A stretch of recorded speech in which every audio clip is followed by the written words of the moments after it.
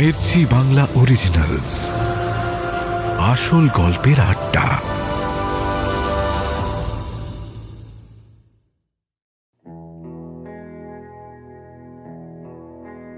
আমাদের ফ্ল্যাশব্যাক পর্ব কমপ্লিট। শেষ 15 মিনিট নিরুপমের ঘরে কাটিয়ে উষা আর নিরুপম কফি হাউসের দিকে রওনা হলো। গিয়ে অবশ্য দেখল যে এখনো কেউ আসেনি। নিরুপম সবে রাহুল বা বিনয়কে ফোন করতে যাবে এমন সময় দেখল যে রাহুল, বিনয়, পূজা আর কেতকী কফি হাউসের দরজা দিয়ে ভেতরে ঢুকছে।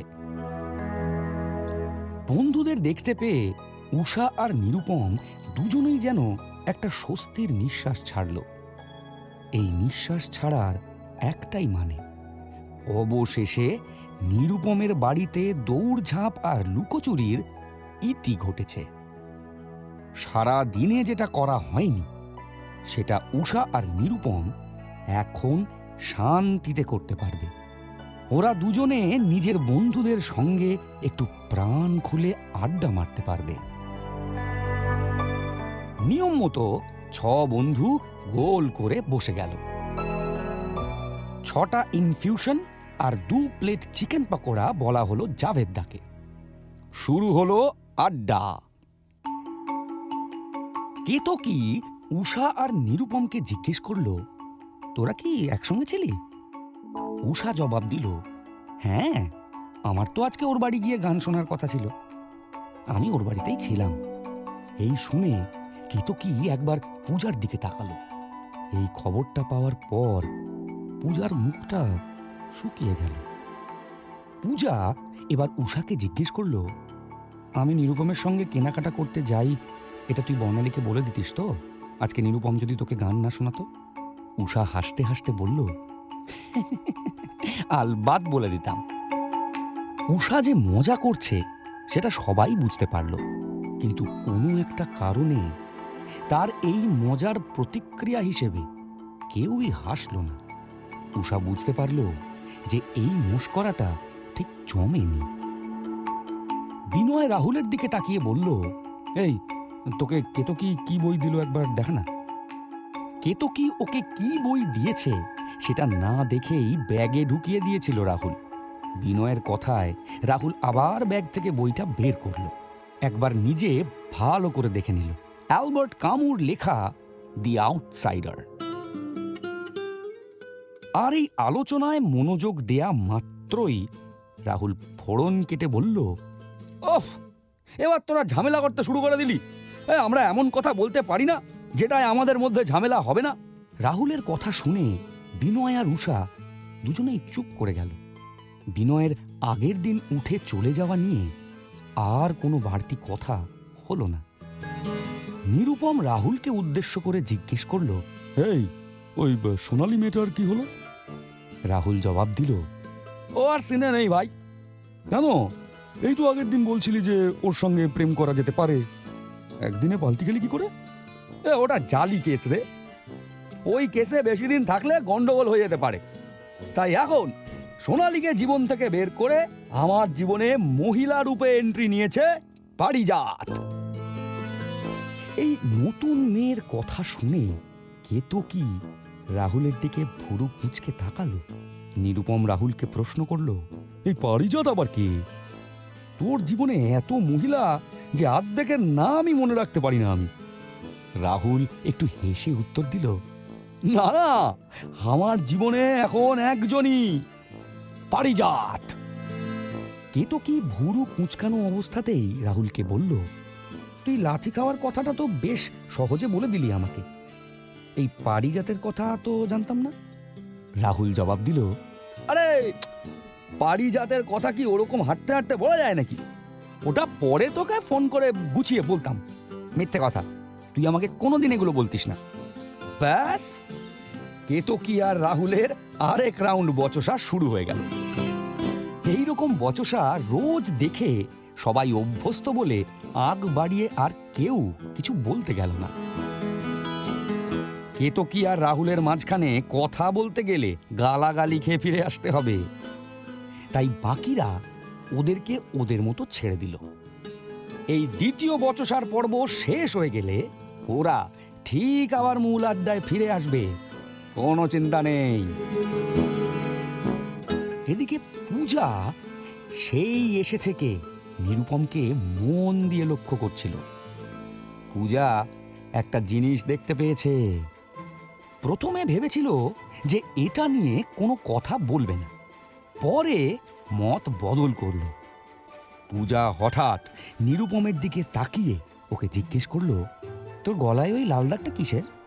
লাভ বাইট নিশ্চয়ই, কে দিয়েছে? রাহুল, যাকে নিরুপম প্রায় সবকিছুই বলে, সেও একটু চাপ খেয়ে গেল। কারণ সাধারণত এই রকম কাণ্ড ঘটলে নিরুপম নিজে থেকে এসেই রাহুলকে বলে। নিরুপমের জীবন আর প্রেম সবটা নিয়েই রাহুল সবকিছু জানে। এই লাভ বাইটের কথা নিরুপম কেন ওকে বলল না, সেইটা নিয়েই রাহুলের মনে একটা সন্দেহ হওয়া শুরু করলো।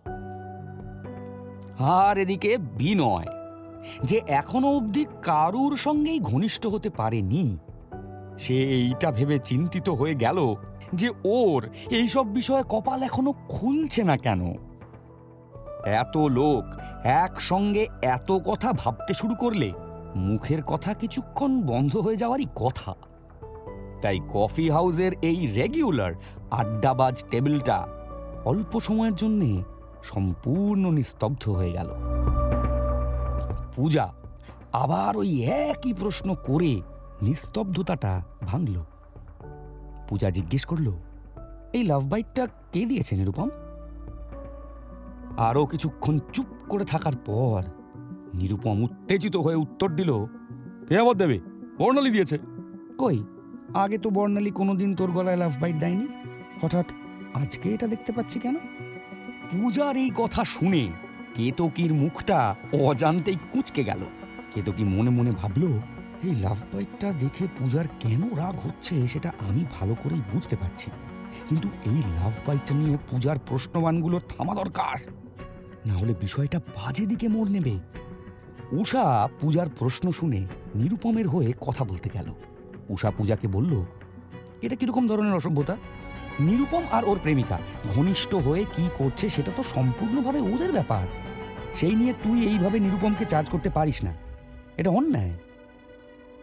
পূজা উষাকে জবাব দিল, আমি নিরুপমকে চার্জ করছি এইটা তোর মনে হলো কেন? আমি তো স্রেফ বন্ধুত্বের জায়গা থেকে ওকে জিজ্ঞেস করছি। উষা এবার একটু রেগে গিয়ে বলল, সেটা হতেই পারে, কিন্তু এই প্রশ্নের জবাব দিতে তো নিরুপম বাধ্য নয়। হ্যাঁ ঠিক কথা, নিরুপম একেবারেই বাধ্য নয়, কিন্তু সেটা একটু ওকে বলতে দে না। তুই হঠাৎ করে ওর হয়ে ওপর দালালি করতে যাচ্ছিস কেন? এই আলোচনা আস্তে আস্তে ঝগড়ায় পরিণত হচ্ছে দেখে কেতকী মাঝখান থেকে বলে উঠল, এই তোরা দুজনে খামোখা ঝামেলা করছিস কেন? তোরা কি এখনো বড় হসনি নাকি?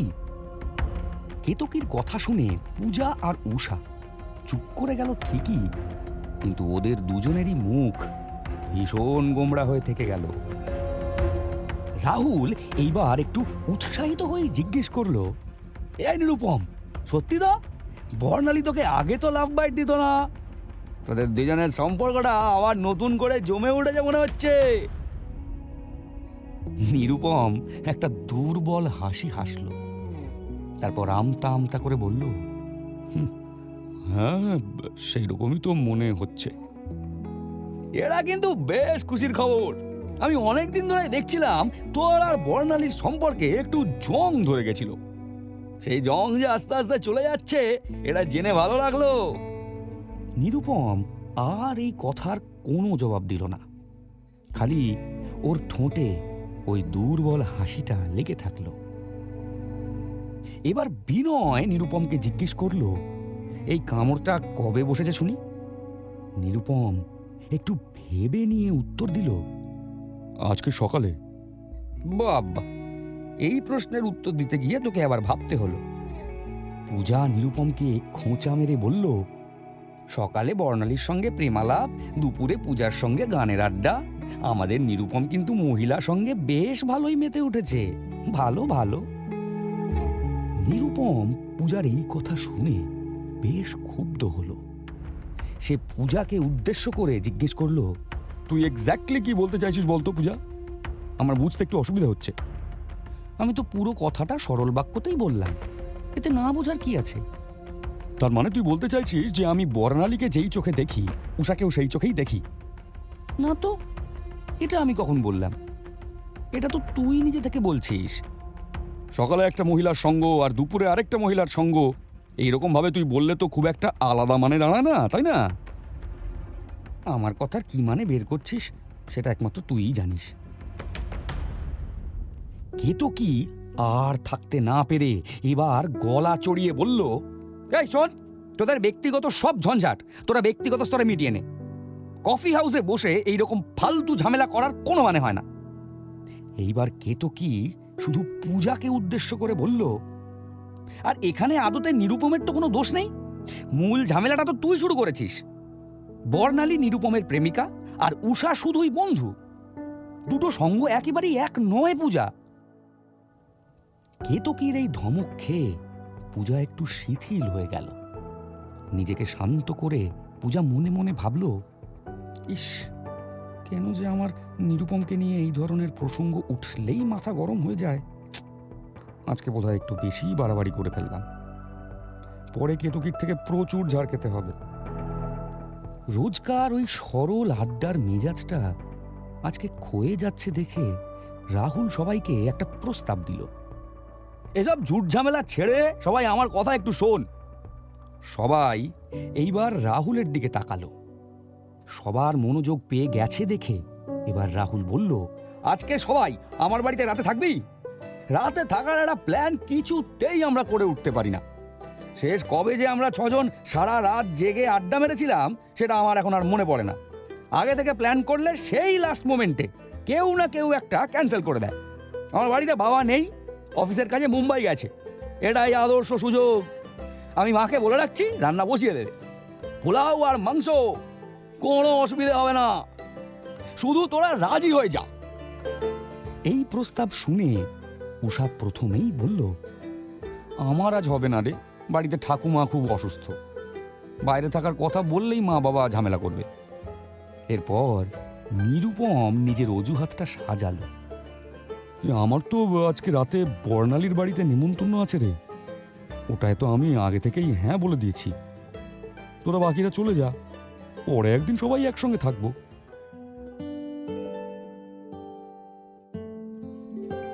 শেষমেশ ঠিক হলো যে উষা আর নিরুপম ছাড়া বাকি 3 জন আর অবশ্যই রাহুল নিজে রাহুলের বাড়িতে আজকে রাত কাটাবে। নিরুপম আর উষা যাচ্ছে না এই ভেবে রাহুল একটু দুঃখ পেল বটে, কিন্তু উষা গেলে বিনয়ের একটু মুশকিল হয়ে যাবে, তাই আর বিশেষ জোর করল না। আর নিরুপম তো বলল যে ওর বর্ণালীর বাড়িতে নেমন্তন্ন আছে। আগে থেকে যখন ঠিক করা, তখন নিরুপমেরও হাত পা তো বাঁধা। ওর কাছেও ঘ্যান ঘ্যান করে লাভ নেই। যখন 6 বন্ধু কফি হাউস থেকে বেরোলো, তখন সন্ধে 8:30 বাজে। নিরুপম আর উষা ছাড়া বাকি 4 জন শেয়ালদার অটো ধরল।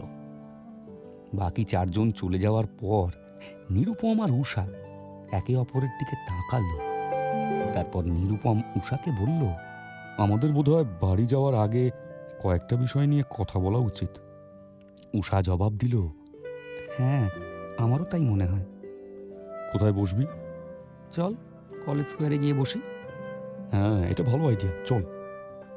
যখন উষা আর নিরুপম কলেজ স্কোয়ারে পৌঁছলো, তখন ওই কিশোরকণ্ঠী গায়কের অনুষ্ঠান শেষ হয়ে গেছে। আস্তে আস্তে কলেজ স্কোয়ার চত্বর ফাঁকা হতে শুরু করেছে।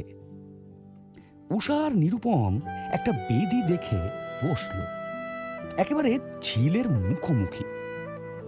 নিরুপম পকেট থেকে একটা সিগারেট বের করে ধরালো। এটা দেখে উষা বলল, বেশি সিগারেট খাস না, তাহলে গানের গলাটা খারাপ হয়ে যাবে। আর গানের গলা খারাপ হয়ে গেলে তুই আর তোর প্রেমিকাকে গান শোনাতে পারবি না। এটা শুনে নিরুপম একটু ভুরু কুঁচকল। তারপর বলল, এটা কি তুই আমায় ইচ্ছে করে শোনালি? না তো, এটা আবার তোর হঠাৎ কেন মনে হলো? আমি ভেবেছিলাম যে তোকে অতক্ষণ বাথরুমে আটকে থাকতে হয়েছে বলে বোধহয় তোর মাথা গরম হয়েছে। এই শুনে উষা আলতো করে হাসল, তারপর বলল, তোকে চুমু খাওয়ার আগেই আমি জানতাম যে এই পুরো বিষয়টায় অনেক জটিলতা আছে। আমি ভেবেচিন্তেই ওটা করেছি, তাই এখানে রেগে যাওয়ার কোনো প্রশ্নই উঠছে না। আর বর্ণালী যে ওইভাবে তোর বাড়িতে চলে আসবে এটা তো তুইও জানতিস না। নিরুপম জবাব দিল, না সেটা তো জানতাম না, কিন্তু তাও। আমার বাথরুমে আটকে থাকার কথা ভাবিস না। তাহলে কি নিয়ে ভাববো? কিছু একটা নিয়ে কি তোকে ভাবতেই হবে? আরে না না, ব্যাপারটা সেরকম না।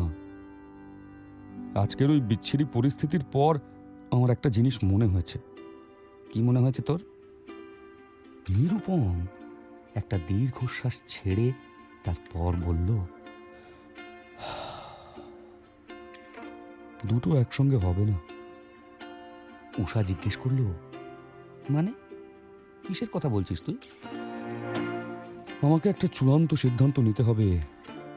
এক হতে পারে আমি প্রেমটা চালিয়ে গেলাম, সেই ক্ষেত্রে আমার আর তোর এই নতুন সম্পর্কটাকে এখানেই শেষ করতে হবে। আর দ্বিতীয় অপশনটা কি? দ্বিতীয় অপশনটা হলো যে আমি বর্ণালীর সঙ্গে প্রেমটা কাটিয়ে দেব। যাই করি এভাবে দুই নৌকায় পা দিয়ে চলা যাবে না। কোন অপশনটা বেছে নিবি সেটা ভেবে দেখ। হ্যাঁ, একটু সময় নিয়েই ভাবতে হবে। এরপর দুজনেই কিছুক্ষণ চুপ করে থাকল। নিস্তব্ধতা ভেঙে উষা বলল, আচ্ছা, যতক্ষণ তুই সিদ্ধান্ত নিচ্ছিস ততক্ষণ তো দুই নৌকায় পা দিয়ে চলাই যায়, কি বলিস? এটা বলার পর মুহূর্তেই উষা জোরে হেসে ফেলল। উষার এই কথা শুনে নিরুপমও হাসল। তারপর নিরুপম বলল, তুই না একেবারে দজ্জাল একটা মেয়ে, আর ভীষণ খারাপ ইনফ্লুয়েন্স। উষা হাসতে হাসতেই উত্তর দিল, আমি আমি এই একটাও কথা ডিনাই করছি না, এগুলো সব সত্যবাচন। আবার উষার নিরুপম এক রাউন্ড হাসল। এবার নিরুপম প্রশ্ন করল, আচ্ছা উষা, আমাকে একটা কথা বল। উষা পাল্টা প্রশ্ন করল, কি কথা? আজকে কফি হাউসের আড্ডায় অতটা ঝামেলা হলো কেন? আর পূজাই বা আমাকে চার্জ করে কথা বলছিল কেন? পূজার কি কিছু হয়েছে? উষা অনেকক্ষণ চুপ করে থাকল, তারপর বলল, তোকে একটা কথা বলবো। নিরুপম জবাব দিল, হ্যাঁ বল না। বললে তুই বিশ্বাস করবি তো? আগে বলেই দেখ। পূজা বোধহয় তোকে পছন্দ করে। হঠাৎ নিস্তব্ধতা ভেঙে পূজা বিনয়কে বলল, তোর মুখ থেকে এইরকম কথা শুনবো কোনোদিনও ভাবতে পারিনি। বিনয় উত্তর দিল, আজকে কফি হাউসে বসে আমি একটা জিনিস ভাবছিলাম, বুঝলি? কি ভাবছিলি? তোরা সবাই কাউকে না কাউকে চুমু খেয়েছিস, হয়তো আরো অনেক বেশি কিছু করেছিস, কিন্তু আমার এতটা বয়স হয়ে যাওয়া সত্ত্বেও আমি কিছুই করে উঠতে পারিনি। আমারও আজকাল খুব ইচ্ছে করে ক্যাজুয়ালি কাউকে চুমু খেতে, কিন্তু ওই যে তোরা যেভাবে মেয়ে পটাস আমি সেটা পারি না, তাই হয়তো পিছিয়ে পড়তে হচ্ছে। এইবার রাহুল প্রশ্ন করল, আর তুই অচেনা মেয়ে পটাতে পারিস না বলেই তোর মনে হয়েছে যে বন্ধুদের সঙ্গে ঘনিষ্ঠ হওয়াটা বেটার আইডিয়া, তাই তো? রাহুলের দিকে তাকিয়ে বিনয় জিজ্ঞেস করল, কেন, আমার কি ভুল মনে হয়েছে? কেতকী বিনয়কে উদ্দেশ্য করে বলল, না না, একেবারেই ভুল মনে হয়নি। তুই যে যুক্তিটা দিলি আমাদের এক্ষুনি, সেটা এবার আমাদের কেউ ভাবাচ্ছে। আর এমনিতেও রাহুল একদিন আমাকে ফোন করে বলেছিল যে বন্ধুদের মধ্যে একটা চাপা টেনশন সব সময় থাকে, সেটা কবে কখন মাথাচাড়া দিয়ে উঠবে সেটা বলা মুশকিল। পূজা বলল, এই কথার মধ্যেও কিন্তু জোর আছে, এটা নিয়ে ভেবে দেখতে হবে। রাতের আমেজটা গুরু গম্ভীর হয়ে যাচ্ছে দেখে রাহুল সেটাকে একটু হালকা করার চেষ্টা করল। রাহুল হাসতে হাসতে বলল, কি বলতো, এগুলো আসলে রাম বাবাজির ম্যাজিক। যত খাবি তত কথা বাড়বে, কিন্তু দেখবি সকালে উঠে এই একই কথা বলতে তোদের কেমন একটা লাগছে। বিনয় বলল, অত জানি না ভাই, শুধু এইটুকু জানি যে এখন আমার এই কথাগুলো বলতে বেশ লাগছে। কোনো অসুবিধা নাই তো, আমরা সবাই তো এই ডিসকাশনটায় যোগদান করছি, তুই বল না কি বলবি। আচ্ছা আমাকে একটা কথা বল, এই যে আজকাল শুরু হয়েছে ফ্রেন্ডস উইথ বেনিফিটস, এই ব্যাপারটা নিয়ে তোদের কি মতামত? কে তো কি বলল, কনসেপ্টটা ভালো, মাঝে মধ্যে কাজেও আসে, তবে একেবারেই টেকসই না। বিনয় পাল্টা প্রশ্ন করল, টেকসই না মানে? ধর তুই একজন মহিলার সঙ্গে এই চুক্তিতে আবদ্ধ হলি যে তোরা দুজনে ঘনিষ্ঠ হবি, কিন্তু প্রেম করবি না। পাতি কথায় কোনো সিরিয়াস দিকে তোদের এই সম্পর্কটা মোড় নেবে না। রাহুল এবার জিজ্ঞেস করলো, এটা তো খুব ভালো একটা চুক্তি, টেকসই না হওয়ার কি আছে? কে তো কি উত্তর দিল, তুই ভালো করে ভেবে দেখ রাহুল, মানুষের মনের ভেতরের অনুভূতিগুলো সত্যি কি চুক্তি আর নিয়ম মেনে চলে? আচ্ছা ধর তুই কারোর সঙ্গে ওই ফ্রেন্ডস উইথ বেনিফিটস সম্পর্কে জড়িয়ে গেছিস, তোরা দুজনে মিলে ঠিক করেছিস যে ঘনিষ্ঠ হবি, বন্ধুত্ব থাকবে, কিন্তু প্রেম করব না কখনোই। এবার কয়েকদিন তোদের এই সম্পর্ক দিব্যি চলল, কিন্তু গড়বড় হতে বাধ্য। কিভাবে? সেটার অনেক কারণ হতে পারে, তোর বা ওর অন্য কাউকে পছন্দ হয়ে যেতে পারে। শুধু প্রেমিকের মতো পছন্দ হবে সেটা বলছি না, অন্য কাউকে দেখে তো তাকে চুমু খাবো এটাও মনে হতে পারে, তাই না? এইবার পূজা প্রশ্ন করল, যদি আমার পার্টনারের সঙ্গে আমি আগে থেকে আলোচনা করে রাখি যে ফ্রেন্ডস উইথ বেনিফিটস হলেও ও শুধু আমার সঙ্গে ঘনিষ্ঠ হবে, আর সে যদি রাজি হয়ে যায়, তাহলে তো তোর বলা সম্ভাবনাগুলোকে খারিজ করে দিতে হচ্ছে। কেতকী এই শুনে আলতো করে হাসল, তারপর বলল, সব ঠিক আছে পূজা, কিন্তু আমি আবার তোদের জিজ্ঞেস করছি, সত্যি কি মানুষের অনুভূতি এত নিয়ম মেনে চলতে পারে? একজনের সঙ্গে ক্যাজুয়াল থাকবো এই ভেবে কি পরে মানুষ প্রেমে পড়তে পারে না? রাহুল মাথা নেড়ে সহমত হয়ে বলল, হ্যাঁ সেটা নিশ্চয়ই পারে, এটা নিয়ে কোনো সন্দেহ নেই। তাই জন্যই বলছি, নিয়মের মোড়কে তুই ওই ফ্রেন্ডস উইথ বেনিফিটস ব্যাপারটাকে সাজিয়ে রাখতে পারিস, কিন্তু কনসেপ্টটায় গলদ আছে, টেকসই না, বলল কেতকী। আর এই বিষয়ে কেউ কোনো কথা বলল না, সবাই খালি চুপচাপ রাম সেবন করল।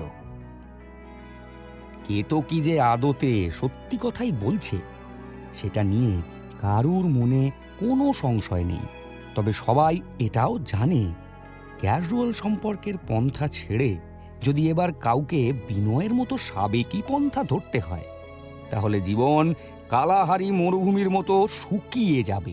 তাই কেতকীর সঙ্গে সহমত হলেও ফ্রেন্ডস উইথ বেনিফিটসের লাইন বাতিল করা চলবে না। যদি বাই চান্স প্রেমে পড়ে যায়, তখন কিভাবে বিষয়টা হ্যান্ডেল করবে সেটা এখন ভেবে লাভ নেই, হলে দেখা যাবে। রাহুল সামনে রাখা গোটা পেগটা এক চুমুকে শেষ করে একবার ঘড়ির দিকে তাকালো। রাত 2:30 বাজে। ঘড়ির থেকে চোখ সরিয়ে রাহুল বাকিদের জিজ্ঞেস করলো, এই তোদের ঘুম পায়নি? রাত কিন্তু অনেকটাই হলো। কেতকী জবাব দিল, অবশ্যই ঘুম পেয়েছে, চল তাহলে আমরা এবার ঘুমোতে যাই। বিনয় এই শুনে বলল, এখনো তো মদ বাকি আছে। আচ্ছা একটা কাজ কর, তোরা ঘুমোতে যা, আমি আর 2 পেগ খেয়ে শুতে আসছি। রাহুল মস্করা করে বলল, দেখে নিস ভাই, এত মদ খেয়ে তুই আবার বমি করবি না তো? তাহলে কিন্তু খুব মুশকিল হয়ে যাবে। বাজে বকিস না, আমাকে তুই কবে বমি করতে দেখেছিস? আর তাছাড়া 4 জনে মিলে একটা বোতল খেয়েছি, সেটাও এখনো শেষ হয়নি, এতে আর কি বমি হবে? তোরা ঘুমোতে যা, আমি কিছুক্ষণে আসছি। পূজা বলল, তাহলে আমিও আরেকটা পেগ খেয়ে একেবারে শুতে যাব। তোরা দুজনে ঘুমিয়ে পড়, আমি আর বিনয় আর একটু মদ খেয়ে একটু গল্প করে তারপর আসছি। কেতকী আর রাহুল কোনো আপত্তি না করে ও ঘরে ঘুমোতে চলে গেল।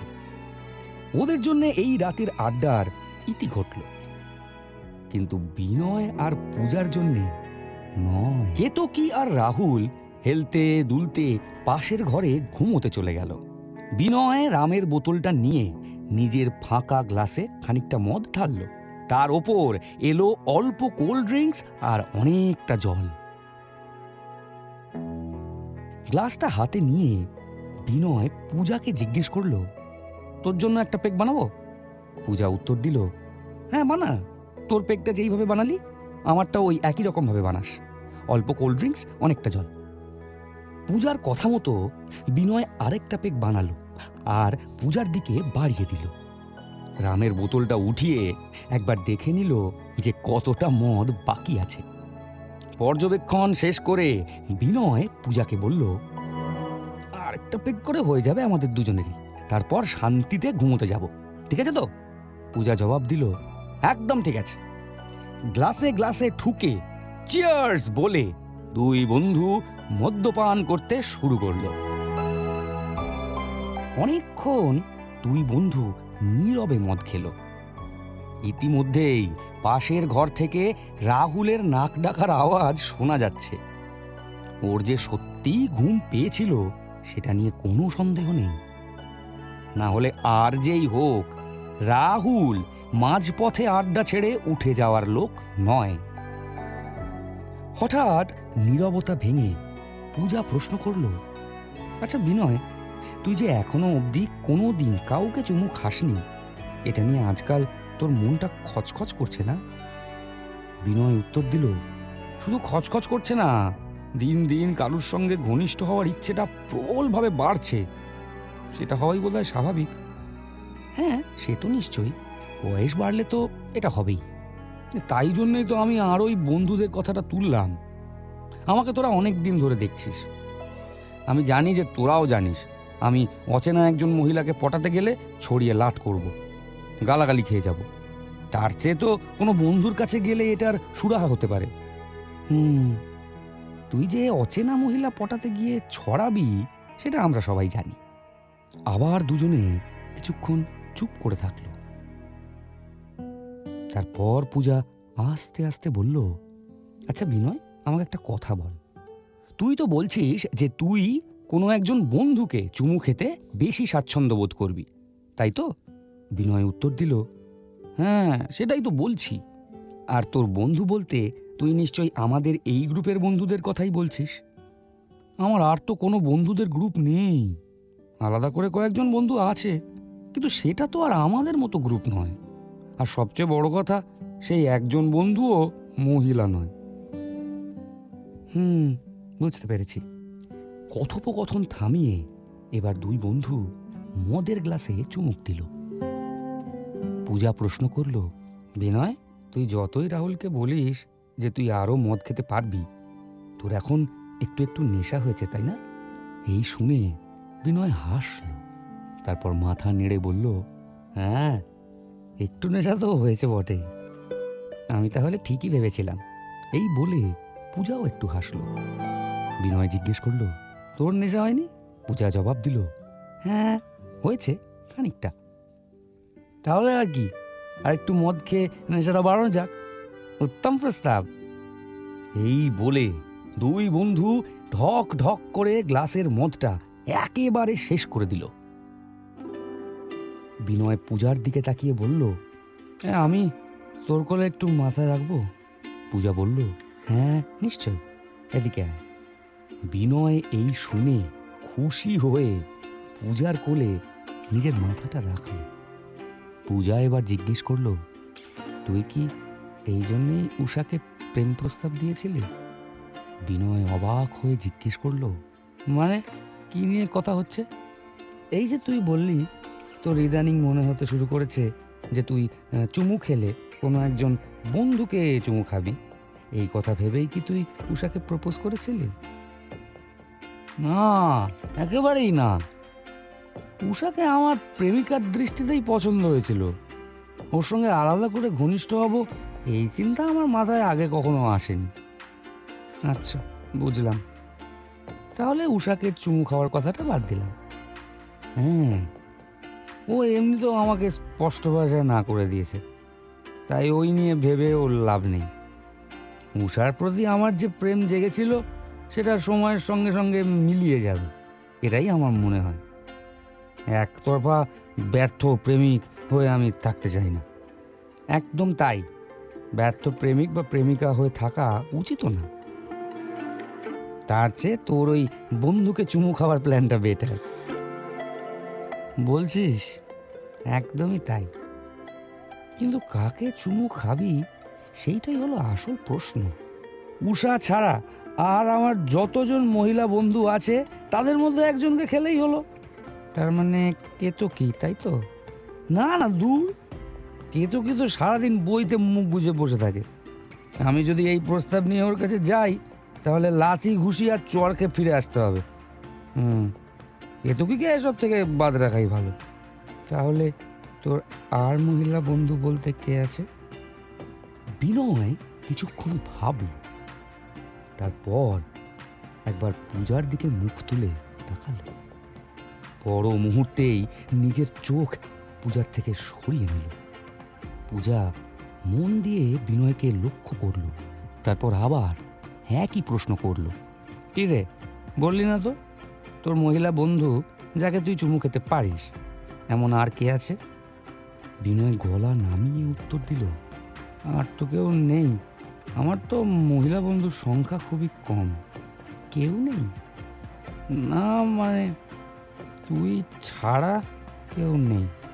পূজা এই শুনে এক গাল হাসি হাসল, তারপর বলল, ও হ্যাঁ, তাই তো, আমিও তো তোর বন্ধু। বিনয় অন্যমনস্ক হয়ে জবাব দিল, হ্যাঁ, তুই তো আমার বন্ধু। এর পরের কথা যেটা পূজা বিনয়কে বলল তার কোনো বৈজ্ঞানিক ব্যাখ্যা আমার কাছে নেই। অবশ্য এই সব ব্যাপারে বিজ্ঞানের নিয়ম বিশেষ কাজে আসে না বলেই আমার মনে হয়। কিছুক্ষণ আগে তো কেতকী এটার কথাই বলছিল যে মানুষের অনুভূতিগুলোকে কোনো চুক্তিতে আবদ্ধ করা যায় না। তাই এই কথা পূজা বিনয়কে কি করে বলল তার কারণ আমি আর খুঁজছি না। এটাও রাম বাবাজির ম্যাজিক। এই যুক্তি মেনে নিয়ে আমার গল্প বলা এগিয়ে যাচ্ছি। পূজা হঠাৎ বিনয়ের কথার উত্তরে ওকে বলল, তুই কিন্তু নির্দ্বিধায় আমাকে চুমু খেতে পারিস। বিনয় এই শুনে হাঁ করে পূজার দিকে তাকিয়ে থাকলো। কিছুক্ষণ একই রকম ভাবে তাকিয়ে থেকে ওকে প্রশ্ন করলো, পারি? হ্যাঁ, নিশ্চয়ই পারিস, কিন্তু আমি তো কাউকে কোনোদিন চুমু খাইনি। আমি বোধহয় ওটা ঠিক করে উঠতে পারবো না। এই জন্যই তো নিজের কাছের বন্ধুকে চুমু খাওয়া, তাই না? তুই তো একটু আগে এই কথাটা বলছিলি।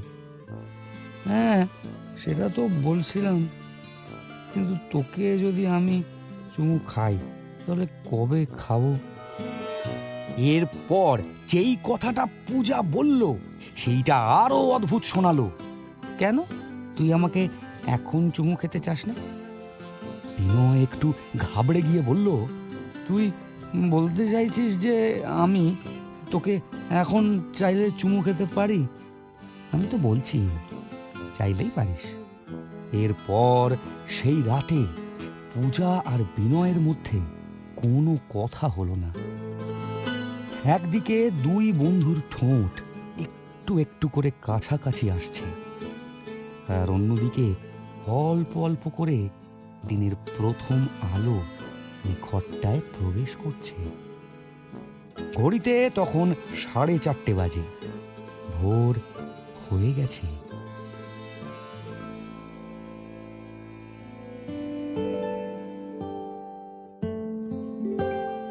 রাহুলের যখন ঘুম ভাঙল তখন সে দেখল কেতকী ওকে পাশ বালিশের মতো জড়িয়ে মরার মতো ঘুমোচ্ছে।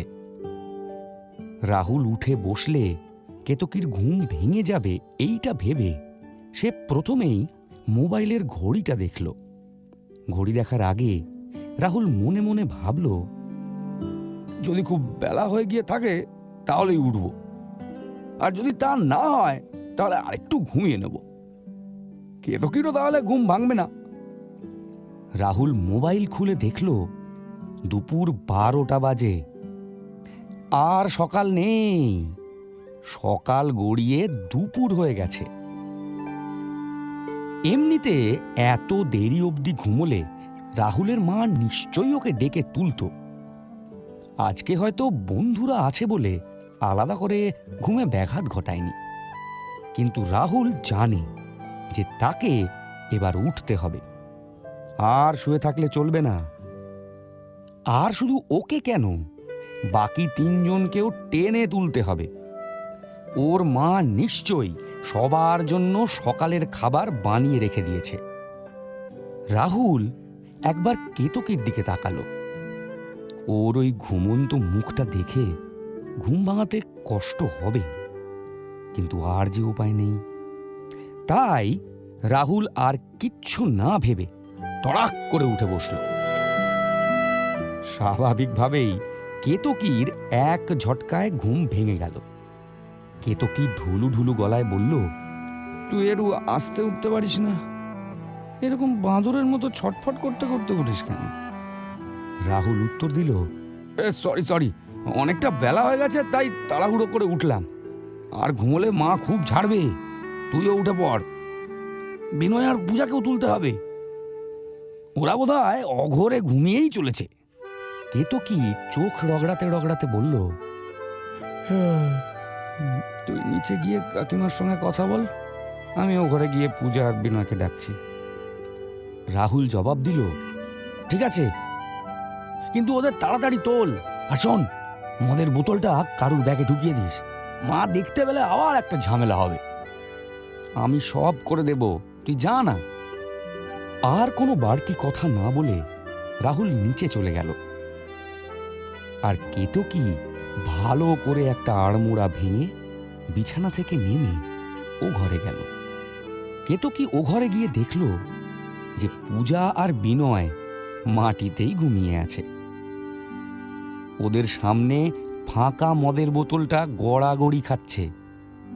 কেতকী মনে মনে ভাবল, কি সুন্দর আমি আর রাহুল ঠিক সময় ঘুমোতে চলে গেছি। এদের সবকিছুতে বাড়াবাড়ি, মদটা শেষ না করলেই হচ্ছিল না। এবার একটু জোর গলায় কেতকী দুজনকে ডাকলো, আরে এই অনেক বেলা হয়ে গেছে, এবার উঠে পড়। এই ডাকে দুজনের কেউই সাড়া দিল না। কেতকী বুঝতে পারল যে এদের ঠেলে গুটিয়েই তুলতে হবে। 3-4টে ঠেলা মারার পর 2 ঘুমন্ত সিপাই উঠে পড়ল। ওরা উঠেছে দেখে কেতকী বলল, তোরা কত দেরিতে ঘুমোতে গেছিস রে, যে এরকম কুম্ভকর্ণের মতো ঘুমোচ্ছিস? দুজনের কেউই এই কথার কোনো উত্তর দিল না। কোনোভাবে আস্তে আস্তে উঠে দাঁড়ালো। দুজনেরই যে বেশ ভালোই হ্যাংওভার হয়েছে সেটা পরিষ্কার। এর মধ্যে রাহুল আবার ওপরে চলে এসেছে। পূজা আর বিনয় উঠে গেছে দেখে ওদের দিকে তাকিয়ে বলল, তোরা হাত মুখ ধুয়ে ফ্রেশ হয়ে নিচে চলে আয়, মা লুচি আর সাদা আলুর তরকারি বানিয়েছে। আমি নিচের বাথরুমে গেলাম, খুব জোরে পেয়ে গেছে রে। উত্তরের অপেক্ষা না করে রাহুল আবার নিচে চলে গেল। কেতকী পূজা আর বিনয়ের দিকে তাকিয়ে বলল, আমি শোয়ার ঘরের বাথরুমটায় যাচ্ছি, তোরা এই ঘরেরটা ব্যবহার কর, ঠিক আছে? পূজা আর বিনয় খালি মাথা নেড়ে হ্যাঁ বলল, কিন্তু মুখে কোনো কথা বলল না। কেতকীর এই মৌন আচরণ দেখে একটু অদ্ভুত লাগলো। পর মুহূর্তেই কেতকী ভাবল যে হ্যাংওভারের জন্যে বোধহয় ওদের সিস্টেমটা এখনো পুরোপুরি চলতে শুরু করেনি। তাই এই নিয়ে আর কোনো উচ্চবাচ্য না করে সে শোয়ার ঘরের বাথরুমে ঢুকে পড়ল। অনেকক্ষণ পূজা আর বিনয় ওইভাবেই বোকার মতো দাঁড়িয়ে থাকল। পূজা এবার বিনয়ের দিকে তাকিয়ে চাপা গলায় জিজ্ঞেস করল, কালকে রাতে যেটা হয়েছে সেটা কি সত্যি হয়েছে নাকি আমি নেশার ঘরে উল্টোপাল্টা জিনিস কল্পনা করছি? বিনয় আমতা আমতা করে জবাব দিল, না, এই যেটা হয়েছে সেটা বাস্তবে হয়েছে। আচ্ছা শোন বিনয়, যা হয়েছে হয়েছে, কিন্তু আমাকে কথা দে যে এই ব্যাপারটা তুই আর কাউকে বলবি না। আচ্ছা ঠিক আছে, আমি কাউকে কিছু বলবো না। আর এটা নিয়ে আমরাও কোনো আলোচনা করে কোনো সুরাহা করতে পারবো না। আমরা গতকালকে অনেকটা রাম খেয়ে নিয়েছিলাম, এটা তারই ফলস্বরূপ হয়েছে। এটা মেনে নিয়েই এগিয়ে যাওয়া ভালো। ঠিক আছে, তোর এই কথাগুলো মাথায় রাখবো। এই আলোচনা এখানেই শেষ করে পূজা বাথরুমে গেল। যখন ঘড়িতে 1টা বাজে, তখন কেতকী, পূজা আর বিনয় ওপর থেকে নেমে এলো। তারা এসে দেখল যে রাহুল ডাইনিং টেবিলে বসে আছে। রান্নাঘর থেকে রাহুলের মা বলল, আমার লুচি ভাজা হয়ে গেছে, তোরা বসে পড়। লুচির কথা শুনেই বাধ্য ছেলে মেয়ের মতো 3 জন ডাইনিং টেবিলের সামনে গিয়ে বসে পড়ল। কেতকী এবার পূজা আর বিনয়কে লক্ষ্য করল, তারা এখনো চুপচাপ। এইবার কেতকীর খটকাটা লাগলো। কেতকী প্রশ্ন করল, এই পূজা আর বিনয়, তোদের কি কিছু হয়েছে? পূজা আর বিনয় একটু ঘাবড়ে গিয়ে দুজন দুজনের দিকে তাকালো। তারপর কেতকীর দিকে তাকিয়ে মাথা নেড়ে না বলার চেষ্টা করল। কেতকী কিছু একটা বলতে মুখ খুলেছিল, কিন্তু কাকিমা ইতিমধ্যেই লুচি আর তরকারি নিয়ে চলে এসেছে দেখে আর কিছু বলল না। তখন খাওয়া দাওয়া শেষ করার পর রাহুল নির্লজ্জের মতো একটা জোরে ঢেঁকুর তুলল। তারপর ওর 3 বন্ধুকে উদ্দেশ্য করে বলল, তোদের আর বাড়ি গিয়ে কাজ নেই? আমরা ওপরে গিয়ে একটু ল্যাদ খাই আর গল্প করি, তারপর বিকেল হলে নিরুপম আর উষাকে ফোন করে কফি হাউসে চলে যাব। কি কি বলিস? কেতকী উত্তর দিল, এটা তো উত্তম প্রস্তাব। আবার বাড়ি ফিরে আবার বিকেলে বেরোতে হলে ওটা অনেকটা বেশি খাটুনি, তার চেয়ে এখানে বসেই একটু গল্প করি। পূজা আর বিনয় কিছু বলছে না দেখে রাহুল ওদেরকে একবার জিজ্ঞেস করল, কিরে, তোদের কোনো অসুবিধা নেই তো? আমরা একেবারে এখান থেকে কফি হাউসে চলে যাই। পূজা এই শুনে জবাব দিল, না না, আমার কোনো অসুবিধে নেই। তারপরই পূজা বিনয়ের দিকে তাকিয়ে প্রশ্ন করল, তোর অসুবিধে আছে বিনয়? বিনয় সঙ্গে সঙ্গে বলে উঠল, না না, আমার কেনই বা কোনো অসুবিধে থাকবে। এবার কেতকী নিশ্চিত হয়ে গেল যে সকালে ওঠার পর থেকে বিনয় আর পূজার ইকুয়েশনে একটা বদল ঘটেছে। ওরা তো এরকম আড়ষ্টভাবে নিজেদের সঙ্গে কথা বলে না। আর একটু পরে রাহুলের মা মুরগির ঝোল রান্না করবে এই আশ্বাস পেয়ে রাহুল সবাইকে আবার ওপরে যেতে বলল।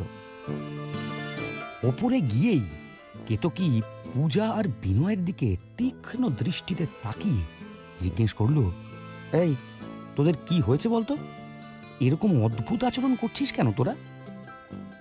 কাল রাতে আমরা ঘুমোতে চলে যাওয়ার পর কি কিছু হয়েছে? পূজা উত্তর দিল, না তো, কিছুই তো হয়নি। কেন বলছিস তুই এই কথা? এবার কেতকী বিনয়ের দিকে তাকালো। বিনয় প্রথমে চুপ করেছিল, তারপর হঠাৎ ভীষণ উত্তেজিত হয়ে গিয়ে লম্ফঝম্প করতে করতে এক টানা বলল, আমি এই কথাটা এভাবে চেপে রাখতে পারবো না, আমাকে বলতেই হবে। আমি আর পূজা কালকে রাতে চুমু খেয়ে ফেলেছি। না না না না না না, শুধু চুমু না, আরো বেশি কিছু করে ফেলেছি। কেতকী আর রাহুল হাঁ করে বিনয়ের দিকে তাকিয়ে আছে, আর এদিকে আমাদের পূজা ম্যাডামের মাথায় তো হাত পড়ে গেছে। কি বলি বলুন তো, বিনয় ছেলেটাকে পেট পাতলা বললে পেট পাতলা লোকেদেরও অপমান করা হয়। পূজার এইরকম ফেস লস করার কি কোনো মানে হয়?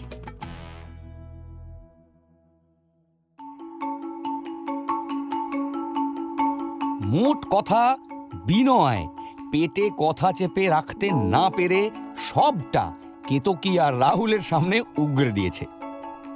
কিন্তু ওই কথাগুলো বিনয়ের মুখ থেকে বেরোনোর পর কেতকী আর রাহুলের সামনে বোমার মতো পড়েছে। রাহুল আর কেতকীকে দেখে মনে হলো যে ওদের সারা শরীর অবশ হয়ে গেছে। আর ওদিকে পূজা দুটো হাত দিয়ে নিজের মুখটা ঢেকে নিয়েছে। ঢেকে নিয়েছে বলা ভুল হবে, হাতের সাহায্যে নিজের মুখটা লুকিয়ে নিয়েছে কেতকী আর রাহুলের থেকে। বিনয়ের এই দেখে মনে হলো পূজা কি গতকাল রাতের ঘটনা নিয়ে একটু হলেও লজ্জিত? ও কি সত্যিই পুরোটা নেশার ঘরে করেছে? এইসব ভেবে বিনয়ের মনটা একটু খারাপই হয়ে গেল। কেতকী কিছুক্ষণ চুপ করে থেকে নিজের হুঁশ ফেরত পেল। সে বাকি তিনজনের দিকে তাকিয়ে বলল, এই চল, আমরা আগে গিয়ে একটু বসি, তারপর ভালো করে ব্যাপারটা বুঝছি। এই শুনে পূজার বিনয় বাধ্য ছেলে মেয়ের মতো ঘরে গিয়ে মাটিতে বসে পড়ল। কেতকীও ওদের পাশে বসতে যাচ্ছিল। হঠাৎ কেতকীর চোখ রাহুলের ওপর গিয়ে পড়ল। রাহুল এখনো ঠায় একই জায়গায় দাঁড়িয়ে আছে। এই বিস্ফোরক খবরটা হজম করা তো দূরের কথা, রাহুল বোধহয় সেটা গলা দিয়েই নামাতে পারেনি। সে এখনো হাঁ করে পূজা আর বিনয়ের দিকে এক দৃষ্টে তাকিয়ে আছে। কেতকী রাহুলকে ধমক দিয়ে বলল, এই ওরকম সঙ্গের মতো দাঁড়িয়ে থাকিস না, এখানে এসে বস। ধমক খেয়ে রাহুল গিয়ে পূজার পাশে বসল। তারপর কেতকীও বসল। ওদের চারজনের গোল বৈঠক শুরু হলো। কেতকী পূজা আর বিনয়ের দিকে তাকিয়ে বলল, এবার তোরা বল, গতকাল রাতে ঠিক কি হয়েছিল? বিনয় বলতে শুরু করলো, হ্যাঁ আমি বলছি। গতকাল রাতে তোরা দুজন ঘুমোতে চলে যাওয়ার পর আমরা আরেকটু মদ খাওয়ার সিদ্ধান্ত নিলাম। আর পূজা বিনয়কে মাঝপথে থামিয়ে বলল, এই তুই দাঁড়া, আমি বলছি। বিনয় এই শুনে সঙ্গে সঙ্গে চুপ করে গেল। এবার পূজা নিজের মতো করে গতকাল রাতের গল্পটা বলল। তোরা 2:30 নাগাদ ঘুমোতে চলে গেলি। তারপর আমি আর বিনয় সিদ্ধান্ত নিলাম যে বাকি মদটা খেয়ে তারপর শুতে যাব। তোদের মনে আছে যে গতকাল বিনয় কি বলছিল? ঘনিষ্ঠ হতে হলে যে বন্ধুর সঙ্গেই হওয়া ভালো, এই নিয়েও কথা বলছিল। তোরা চলে যাওয়ার পর আবার ওই বিষয় নিয়ে কথা শুরু হয়। বিনয়ের মাথাটা আমার কোলের ওপর ছিল।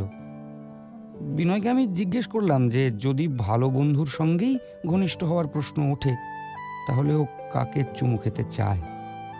তারপর কথায় কথায় আমার নামটা উঠে আসে। আর তারপরে কেতকী বাকি গল্পটা পূজার জন্য শেষ করে দিল। আর তারপর তুই আর বিনয় চুমু খাস, তাই তো? হ্যাঁ ঠিক তাই। আমি ভেবেছিলাম ব্যাপারটা ওখানেই থেমে যাবে, শুধু একটা চুমু। কিন্তু কেতকী আবার পূজার হয়ে বাক্যটা শেষ করে দিল। কিন্তু শুধু একটা চুমুতেই ব্যাপারটা থামেনি, তাই তো? হ্যাঁ তাই।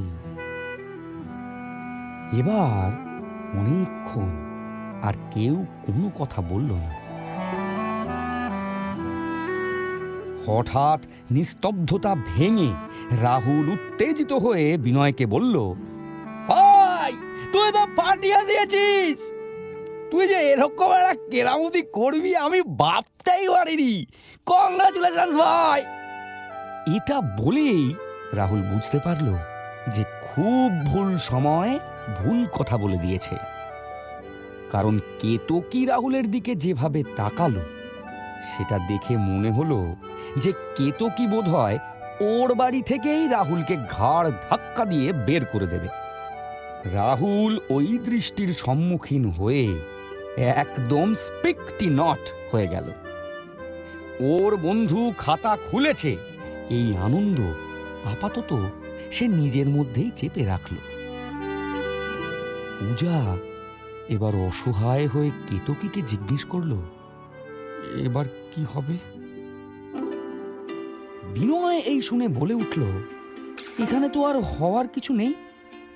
আমি যেটা গতকাল বলেছিলাম সেটা আজকেও বলবো। এই যে আমি আর পূজা যেটা করেছি তাতে আমাদের একেবারেই পরে অস্বস্তি হবে না, কারণ আমরা খুব ভালো বন্ধু। আমাদের একটা নিজস্ব বোঝাপড়া আছে। আমার মনে হয় না কোনো অসুবিধে হবে। রাহুলও বিনয়ের কথায় সহমত হয়ে বলল, হ্যাঁ, বিনয় ঠিক কথাই বলেছে। এটা নিয়ে পূজা বেশি ভাবলে ওর মাথার মধ্যে ব্যাপারটা ঘেঁটে যাবে। এটা নিয়ে আর ভাবার দরকার নেই। পূজা আর বিনয় তো আর কালকে থেকে প্রেম করতে যাচ্ছে না রে বাবা। কেতকীর মুখটা এত কথা হওয়ার পরও খুব গম্ভীর ছিল। সে ভুরু কুঁচকে পূজাকে উদ্দেশ্য করে বলল, আমার মনে হয় রাহুল আর বিনয়কে তোর দিকটা বলা উচিত। পূজা আমতা আমতা করে জিজ্ঞেস করলো, আমার দিকটা মানে? তুই আসলে কাকে পছন্দ করিস সেটা বলার কথা বলছি। পূজা এই কথার কোনো উত্তর দিল না। কৌতূহলী চোখ নিয়ে রাহুল প্রশ্ন করল, পূজা আসলে কাকে পছন্দ করে? কে তো কি উত্তর দিল, নিরুপমকে। যদিও রাহুল আর বিনয় এই শুনে একেবারেই আকাশ থেকে পড়ল, তবুও তারা তাদের মুখের এক্সপ্রেশনে বা চোখের চাহনিতে সেটা প্রকাশ পেতে দিল না। বিনয় এবার প্রশ্ন করল, নিরুপমের প্রতি এই ভালো লাগাটা কবে থেকে পূজা? পূজা একটু লজ্জা পেয়েই জবাব দিল, সে অনেকদিন। নিরুপমার বর্ণালীর প্রেম শুরু হওয়ার অনেক আগে থেকে। দিনক্ষণার অভাবে থরাই না মনে আছে। সেটা তুই নিরুপমকে কোনোদিন বলেছিস? না, বলতে পারিনি এখনো অবধি। রাহুল পূজাকে উদ্দেশ্য করে বলল, এটা তো তাহলে তোর ভুল পূজা। নিরুপম তো আর অন্তর্যামী নয় যে তুই না বললেও তাও ব্যাপারটা ধরে নেবে। এখানে কিন্তু আমি বিনয়ের প্ল্যান অফ অ্যাকশনটাকে সমর্থন করি। ও উষাকে ভালো লেগেছে, ও সরাসরি সেটা গিয়ে উষাকে জানিয়ে দিয়েছে। আমার মনে হয় তোরও একই জিনিস করা উচিত পূজা। বিনয় আর রাহুল দুজনের দিকে তাকিয়েই পূজা বলল, বলছিস আমার সরাসরি নিরুপমকে গিয়ে এটা বলা উচিত? কিন্তু ও তো এখন একটা প্রেম করছে। কেতকী এই শুনে উত্তর দিল, দেখ, তুই গিয়ে বললেই যে নিরুপম হ্যাঁ করে দেবে এমন তো নয়। সে প্রেম করুক চাই না করুক, কিন্তু তাই বলে তুই বলবি না। ঠিক এই সময় রাহুলের ফোন বেজে উঠল। রাহুল দেখল যে নিরুপম ফোন করছে। রাহুল একবার পূজার দিকে তাকিয়ে দুষ্টু একটা হাসি হাসল। তারপর নিরুপমের ফোনটা ধরল। ফোন ধরে রাহুল বলল, হ্যাঁ হ্যালো, বল। নিরুপম ওপার থেকে জবাব দিল, তোরা সবাই একসঙ্গে তো? হ্যাঁ, সবাই তো আমার বাড়িতে। কেন, কি হয়েছে? যত তাড়াতাড়ি পারবি কফি হাউসে ঢোক, একটা কেস হয়েছে। কি কেস? আমি বর্ণালীর সঙ্গে ব্রেকআপ করে দিয়েছি। কি বলছিসটা কি? হ্যাঁ, তোরা সবাই আয় কফি হাউসে, তারপর সবটা গুছিয়ে তোদের বলবো। তাড়াতাড়ি আসিস, দেরি করিস না। ঠিক আছে, আমরা আসছি। এই বলে রাহুল ফোন রেখে দিল। তারপর বাকিদের দিকে তাকিয়ে বলল, নিরুপম ফোন করেছিল। ও বলছে ওর বর্ণালীর সঙ্গে ব্রেকআপ হয়ে গেছে। কেতকী এই শুনে এক গাল হাসল। তারপর পূজার দিকে তাকিয়ে জিজ্ঞেস করলো, কিরে, এবার তোর মনের কথা নিরুপমকে বলতে পারবি তো? পূজা মুখে কোনো উত্তর দিল না। তার ঠোঁটের কোণায় শুধু একটা আলতো হাসি ঝুলছে।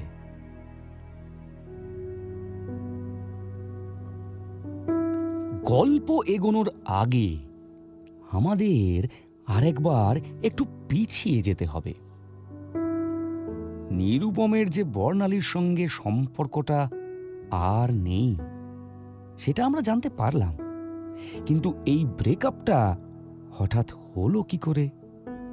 এই প্রশ্নের উত্তর পাওয়ার জন্যে আমাদের আবার একটা ফ্ল্যাশব্যাক প্রয়োজন। তখন ঘড়িতে দুপুর 12:30 বাজে। এদিকে তো রাহুল, কেতকী, পূজা আর বিনয় রাহুলের বাড়িতে লুচি আর সাদা আলুর তরকারি খাচ্ছে, আর অন্যদিকে নিরুপম চুপ করে নিজের ঘরে বসে আছে। তার মাথায় নানা রকম চিন্তা ঘুরপাক খাচ্ছে। এই বিভিন্ন চিন্তাকে যদি আমি এক সূত্রে গেঁথে দিই তাহলে একটাই ভাবনা নিরুপম ভাবছে বলা যায়। বর্ণালীর সঙ্গে ওর সম্পর্কটার কথা। ও কি সত্যি বর্ণালীকে কোনো দিন ভালোবাসত? যদি ভালোবেসেই থাকে তাহলে উষার সঙ্গে ওই ব্যাপারটা হলো কি করে? উষার সঙ্গে ঘনিষ্ঠ হয়ে নিরুপম তো বর্ণালীকে পুরোপুরি ঠকিয়েছে। ভালোবাসার মানুষকে কেউ কি কোনো দিন জেনে বুঝে ঠকাতে পারে? আর উষা আর নিরুপমের মধ্যে যে এই রকম একটা সম্পর্ক কোনো দিন গড়ে উঠতে পারে, এইটাই তো ভাবেনি নিরুপম। চোখ বন্ধ করে যত্ন নিয়ে 3-4 মিনিট ধরে সে ওই গানটা গাইল।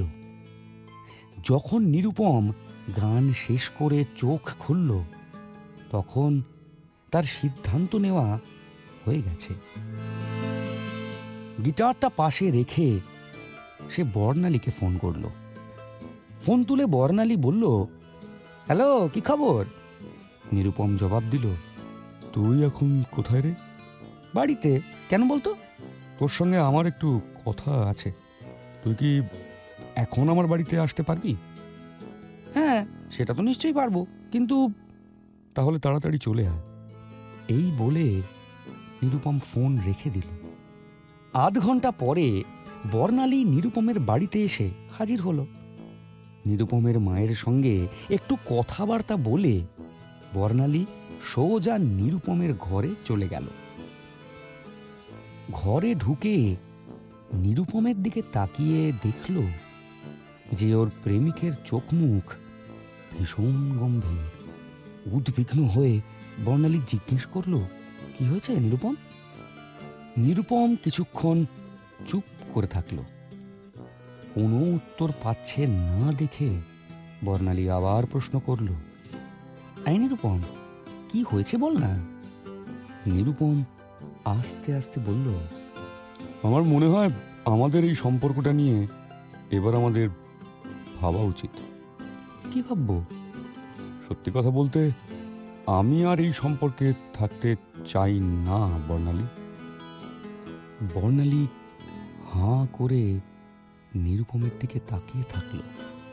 সে কিছুই বুঝে উঠতে পারছে না। খুব কষ্টে ক্ষীণ গলায় বর্ণালী জিজ্ঞেস করল, তুই হঠাৎ এরকম একটা কথা কেন বলছিস নিরুপম? নিরুপম বর্ণালীর এই গলার স্বর শুনে নিজের অর্ধেক কনফিডেন্স হারিয়ে ফেলল। বর্ণালীর চোখ থেকে অল্প অল্প করে জল পড়তে শুরু করলো। বর্ণালী যাওয়ার আগে একটাই কথা বলে গেল, আমি প্রথম তোর প্রেমে পড়েছিলাম জানিস, কিন্তু আজকে মনে হচ্ছে যে তুই আসলে কোনোদিন আমার প্রেমেই পড়িসনি।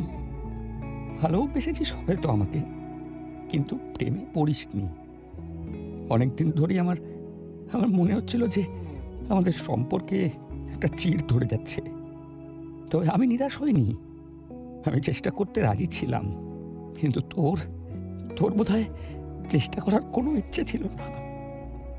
না হলে এইভাবে অন্য কারোর সাথে তুই এটা করতে পারতিস না।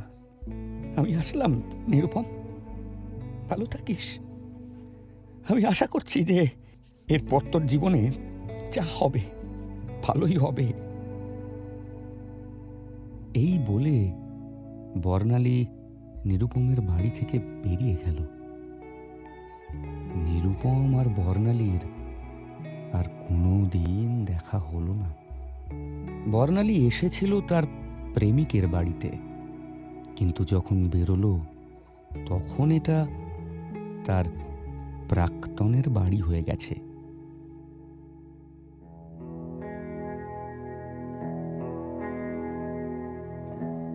বর্ণালী বাড়ি থেকে বেরিয়ে যাওয়ার পরই নিরুপম রাহুলকে ফোন করলো।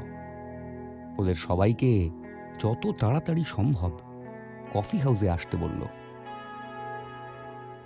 রাহুলের ফোনটা রেখে এবার নিরুপম উষাকে ফোন করলো। ফোন তুলে উষা বলল, হ্যাঁ বল। নিরুপম বেশ উত্তেজিত হয়ে জবাব দিল, আমি তোকে বলেছিলাম না যে আমি আর দু নৌকায় পা দিয়ে চলবো না? হ্যাঁ বলেছিলি তো। সেই ঝামেলাটা মিটে গেছে। মানেটা কি? আমার আর বর্ণালীর সম্পর্কটা আর নেই। আমি ওর সঙ্গে ব্রেকআপ করে দিয়েছি। এটা ঠিক কখন হলো? এই তো এখনই। বর্ণালী কয়েক মিনিট আগেই আমার বাড়ি থেকে বেরোলো। আর আমি এটাও বর্ণালীর কাছে স্বীকার করেছি যে আমার আরেকজনকে পছন্দ, আর আমি তাকে চুমু খেয়েছি। কোনো লুকোনোর সিন নেই। ওপার থেকে উষা কিছুক্ষণ কোনো কথা বলল না। নিরুপম আবার বলল, কিরে তুই কিছু বলবি না?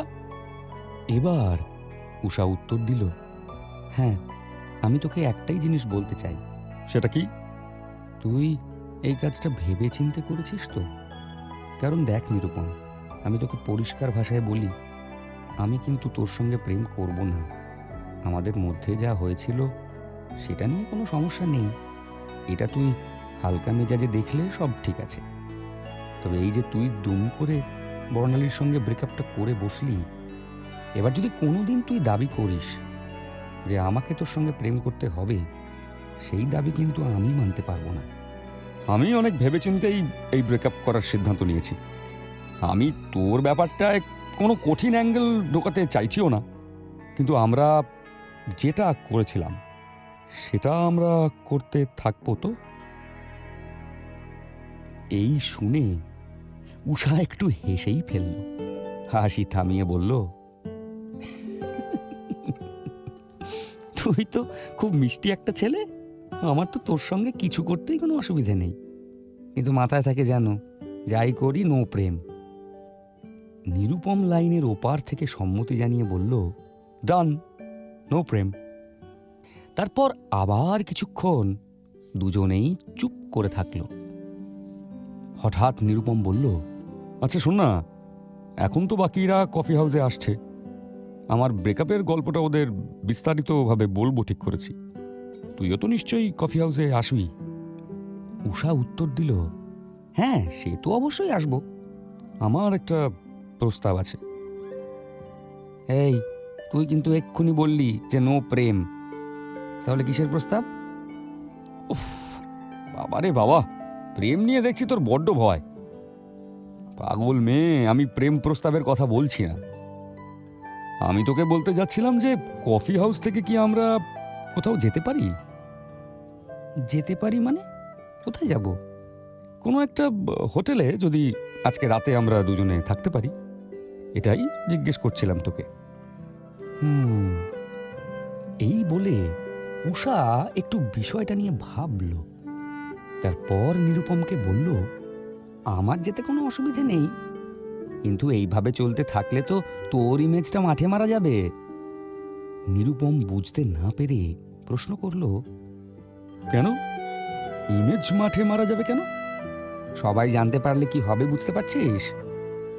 আজকেই তোর ব্রেকআপ হয়েছে, আর আজকেই তুই অন্য মেয়েকে নিয়ে হোটেলে যাচ্ছিস। ছি ছি ছি ছি ছি ছি। ধুর, ফালতু কথা বলিস না। ইমেজ নিয়ে আমার অত যায় আসে না। আর এমনিও তুই তো আর কাউকে বলতে যাচ্ছিস না। আর যদি বলে দিই তাহলে আর কি, আমার আর তোর দুজনের ইমেজই মায়ের ভোগে চলে যাবে। এই কথা বলার পর উষা আর নিরুপম দুজনেই হাসতে শুরু করলো। হাসি থামিয়ে উষা বলল,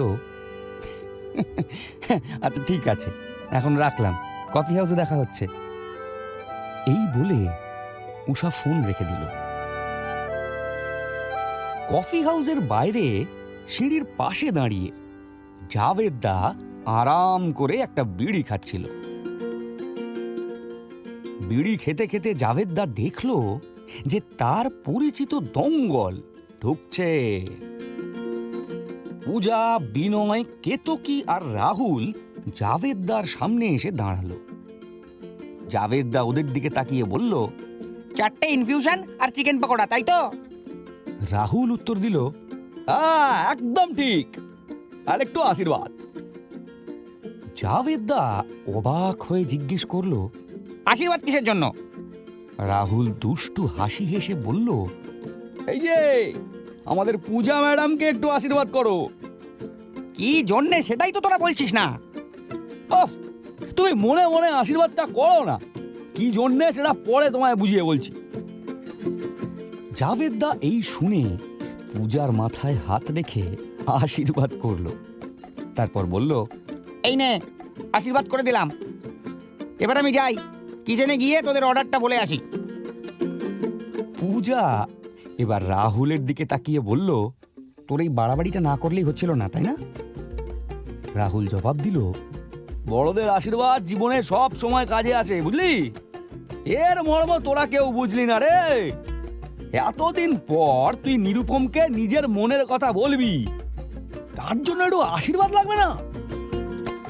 পূজা প্রথমে রাহুলের পিঠে একটা কিল মারল, তারপর ওরা চারজন বাঁ দিকের একটা কোণার টেবিল ধরে বসে পড়ল।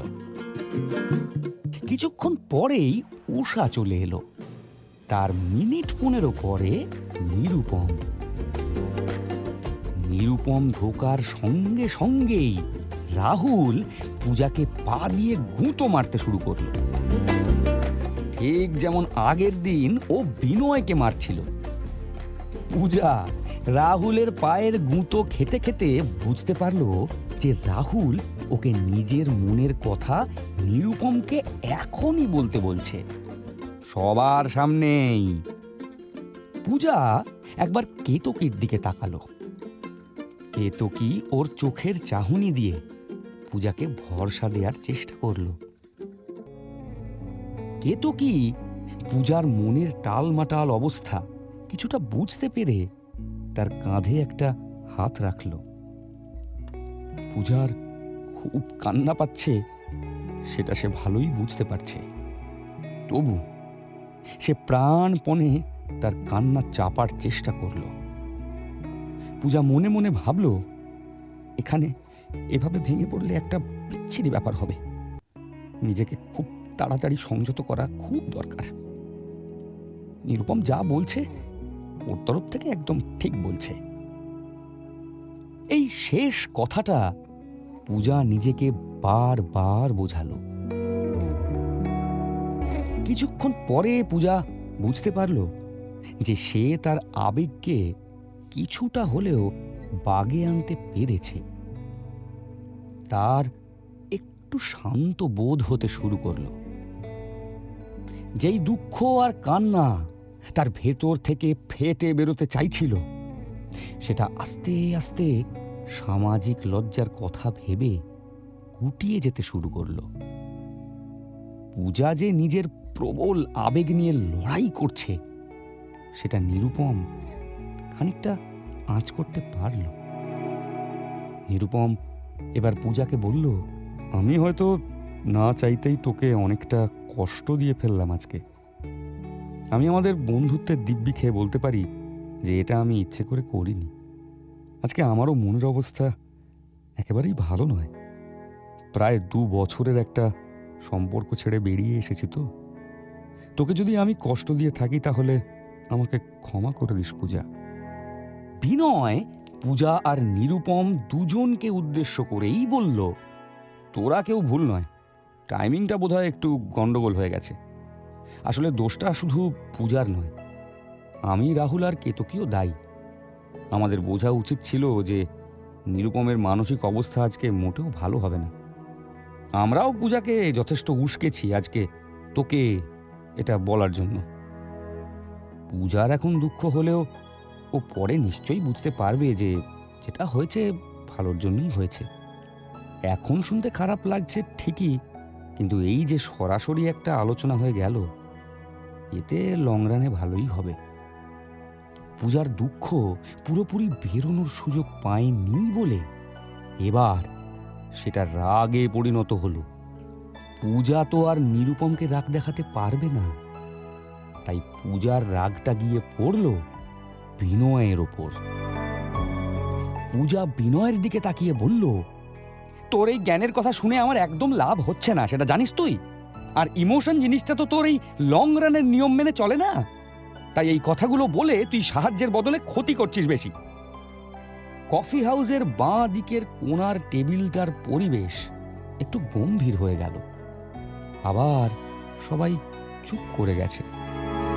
রাহুল আর কেতকী যদিও কিছু বলবে বলে ভেবেছিল, পূজা যেভাবে বিনয়কে ঝাড়ল সেটা দেখে ওরা দুজন চুপ থাকারই সিদ্ধান্ত নিল। পরে ঠান্ডা মাথায় পূজার সঙ্গে কথা বলাটা বুদ্ধিমানের কাজ হবে।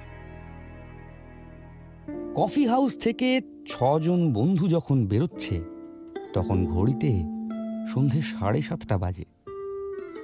সবাই একসঙ্গেই হাঁটছিল।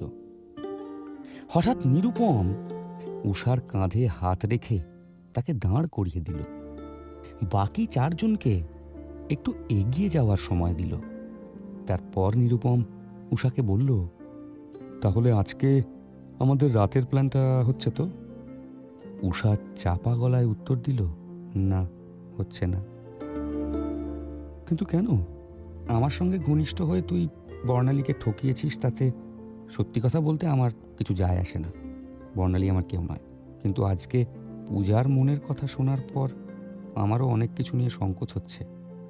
পূজা আমার খুব ভালো বন্ধু, আর ওর তোর প্রতি এতটা দুর্বলতা আছে আমি আগে জানলে তোর সঙ্গে কিছুই করতাম না। তুই ঠিক কি বলতে চাইছিস? আমরা আবার আমাদের পুরনো বন্ধুত্বের গণ্ডিতে ফিরে যাই নিরুপম? আমাদের মধ্যে যা হয়েছিল সেটা এখানেই থামিয়ে দেয়া দরকার। ওটাকে আর প্রশ্রয় দিতে আমি চাই না। উত্তরের অপেক্ষা না করে পূজা গট গট করে হেঁটে এগিয়ে গেল।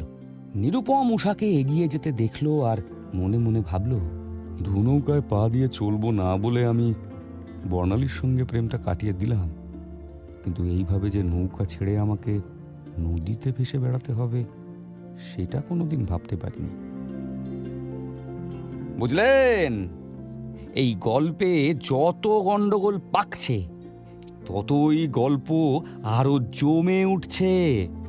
কিন্তু এবার দেখতে হবে যে এই 6 বন্ধুর গল্প জমে ক্ষীরের মতো মিষ্টি হয় না বরফের মতো ঠান্ডা হয়ে যায়।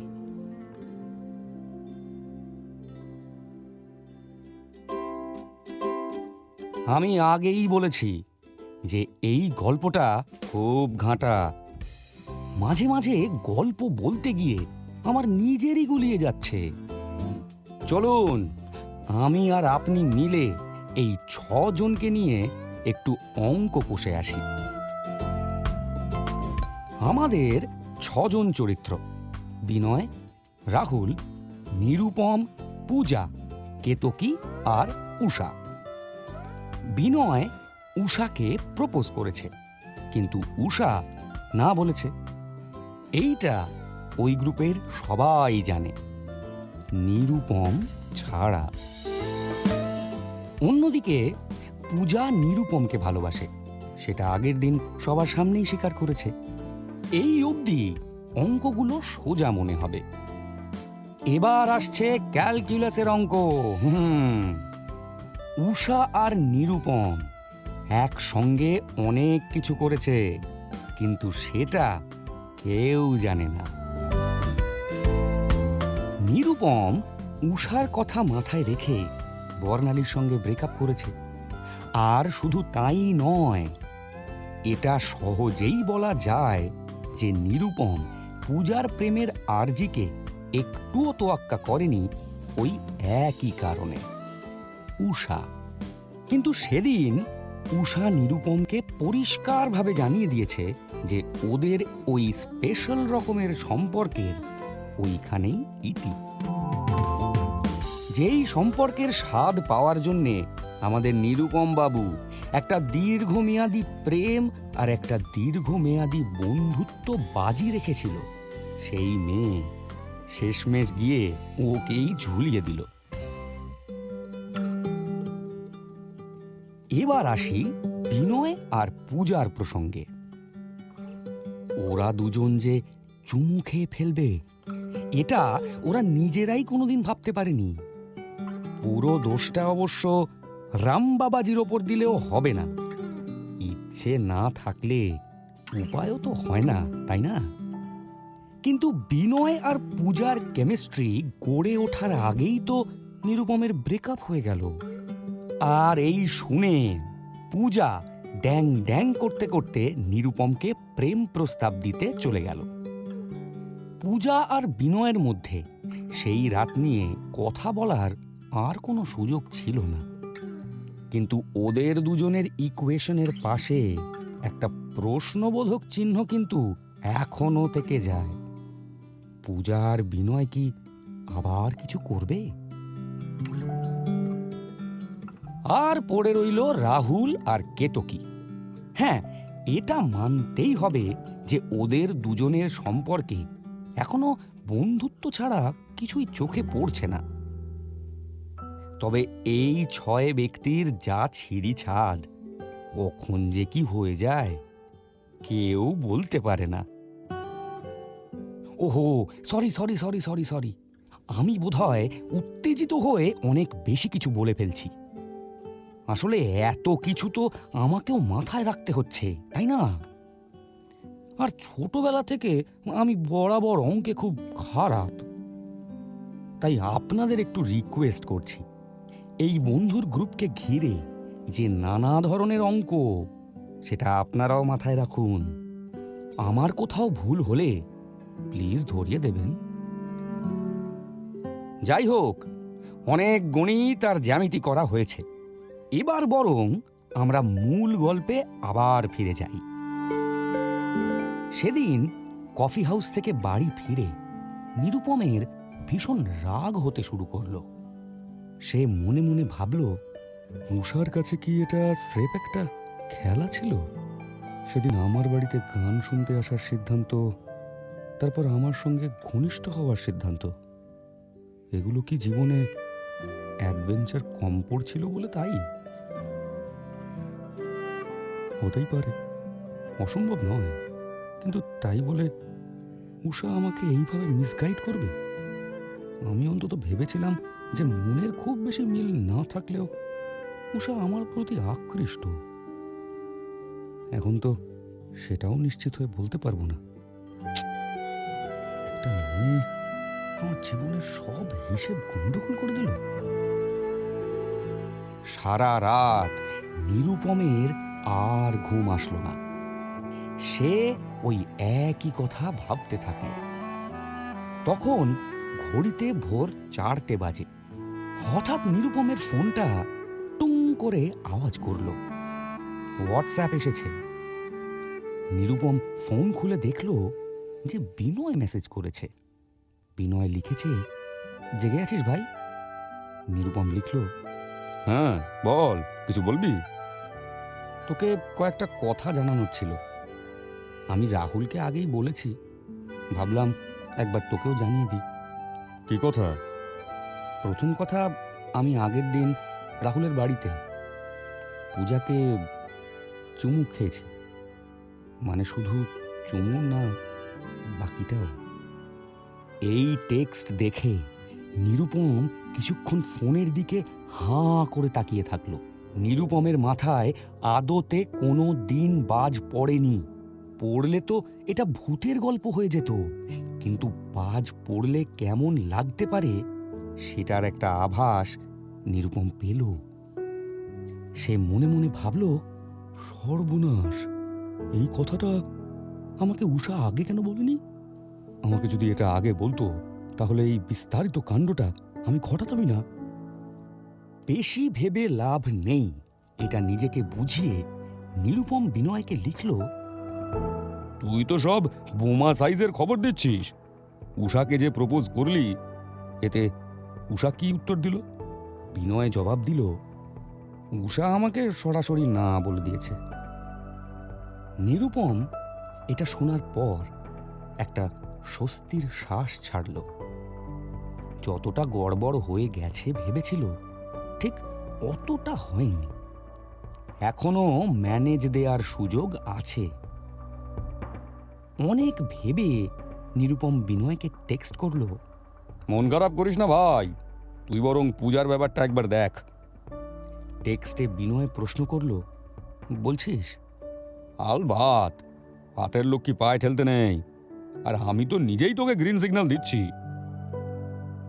এরপর নিরুপম আর বিনয়ের আলোচনা শেষ হয়ে গেল। অন্যদিকে সেই একই রাতে কেতকী রাহুলকে টেক্সট করল, জেগে আছিস? একটা কথা বলার ছিল। কিন্তু ভাগ্য সেদিন কেতকীর দলে ছিল না। রাহুল সিংহের ঘুম ঘুমাচ্ছিল। কেতকী আধ ঘন্টা অপেক্ষা করল। যখন দেখল রাহুল কোনো উত্তর দিচ্ছে না, তখন ওকে লিখল, যেরকম পূজা নিরুপমকে নিজের মনের কথা বলল, আমিও নিজের মনের কথা তোকে বললে তুই শুনবি। পরের দিন সকালে যখন রাহুল উঠল, ও কেতকীর কোনো মেসেজ দেখতে পেল না। কেতকী ম্যাডাম ওর দেখার আগেই ওটা ডিলিট করে দিয়েছে। জাভেদদা এসে এক রাউন্ড কফি আর চিকেন পকোড়া দিয়ে গেল। কফিটায় প্রথম চুমুক মেরে নিরুপম কাপটা টেবিলের ওপর রাখল। তারপর হঠাৎ বলে উঠল, আমার তোদেরকে একটা খবর দেওয়ার আছে। বাকি 5 জন ঘুরে নিরুপমের দিকে তাকালো। 4 জনের চোখে মুখে কৌতূহল ছিল, কিন্তু শুধু 1 জনের মুখে ছিল ভয়। আর সেই একজন হলো উষা। উষার অনেকক্ষণ ধরেই মনে হচ্ছিল যে নিরুপম সবাইকে সবটা বলে দেবে। আর যেখানে বাঘের ভয়, সেখানেই তো সন্ধে হয়। উষা ঠিক যেটা ভেবেছিল, নিরুপম সেটাই করল। নিরুপম বলল, তোরা সবাই জানিস যে আমার ব্রেকআপ হয়ে গেছে, কিন্তু আমি তোদেরকে সঠিক কারণটা এখনো বলিনি। রাহুল শেফালিকে ঝাড়ি মারা থামিয়ে বলল, আর কত কারণ দিবি তুই? আমি তো আসল কারণটাই বলিনি। এবার বিনয় জিজ্ঞেস করল, সেই কারণটা কি? নিরুপম একবার উষার দিকে তাকালো। ওদের একটা চোখাচোখি হলো। উষা মুখে কিছু না বলে চোখ দিয়ে নিরুপমকে প্রাণপণ অনুরোধ করার চেষ্টা করল যাতে ও কিচ্ছু না বলে। তবে উষা তো আর বোমা এক্সপার্ট নয়। হ্যাঁ, এটা সত্যি কথা যে কিছুদিন আগে অবধিও নিরুপম বোমাতে পরিণত হয়নি। পরিস্থিতিটা উষার হাতে ছিল, কিন্তু এখন খুব দেরি হয়ে গেছে। বোমা ট্রিগার্ড হয়ে গেছে এবং সেটা এখন ফাটবে। বিনয় আবার নিরুপমকে প্রশ্ন করল, কিরে, তোর আর বর্ণালীর ব্রেকআপের আসল কারণটা বলবি বলছিলি তো? একটা ঠান্ডা গলায় নিরুপম বলল, আমার আর বর্ণালীর ব্রেকআপের আসল কারণ উষা। যদি আপনি অঙ্কে কাঁচা হন, তবুও অঙ্ক সলভ করতে যান, তখন দেখবেন দরকারের চেয়ে অঙ্কটা অনেক বড় হয়ে যাচ্ছে। স্টেপ বেড়ে যাচ্ছে, উত্তর মেলার চান্স কমে আসছে, অঙ্কের খেই হারিয়ে যাচ্ছে। আর তারপর আপনার আর অঙ্কটা করতে ইচ্ছে করবে না। ওই কটা নম্বরকে জয় মা বলে আপনি প্রশ্নপত্রের পরের অঙ্কে মন দেওয়ার চেষ্টা করেন। আর আমার মতো অঙ্কের ছাত্র হলে আরোই ভালো, পরের অঙ্কটাও পারবেন না। কিন্তু সেটা বড় কথা নয়। বড় কথা হলো এই 6 জন বন্ধুও অঙ্কে বিশেষ ভালো না। তাই গ্রুপের মধ্যে যে গন্ডগোলগুলো শুরু হয়েছিল, যেই ছোট ছোট অঙ্কগুলো সলিউশন দাবি করছিল, সেই অঙ্কগুলো সবাই একসঙ্গে বসে সলভ করবে এটাই ঠিক ছিল। মাঝখান থেকে তো দুজন চম্পট দিল। একেই লোকবল কম, তার উপর অঙ্ক সলভ করতে বসে কেউই উত্তর খুঁজে পাচ্ছে না। তাই এক সময় গিয়ে সেই অঙ্ক সলভ করার ইচ্ছেটাই চলে গেল। এবার ব্যাপারটা হচ্ছে, প্রশ্নপত্রের অঙ্ক ছেড়ে দিলে সেটায় টিচার খালি নম্বর কাটে, কিন্তু মানুষের মধ্যেকার যে অঙ্কগুলো, সেগুলো সময়ে সলভ না করলে গোটা সম্পর্কটাই কেটে যায়। আমাদের গল্পের এই বন্ধুর গ্রুপের ক্ষেত্রেও তাই হলো। সেভাবে দেখতে গেলে সব বন্ধুর গ্রুপেই তাই হয়। না করা বা ফেলে রাখা অঙ্কের জন্যে সম্পর্ক কেটে যায়।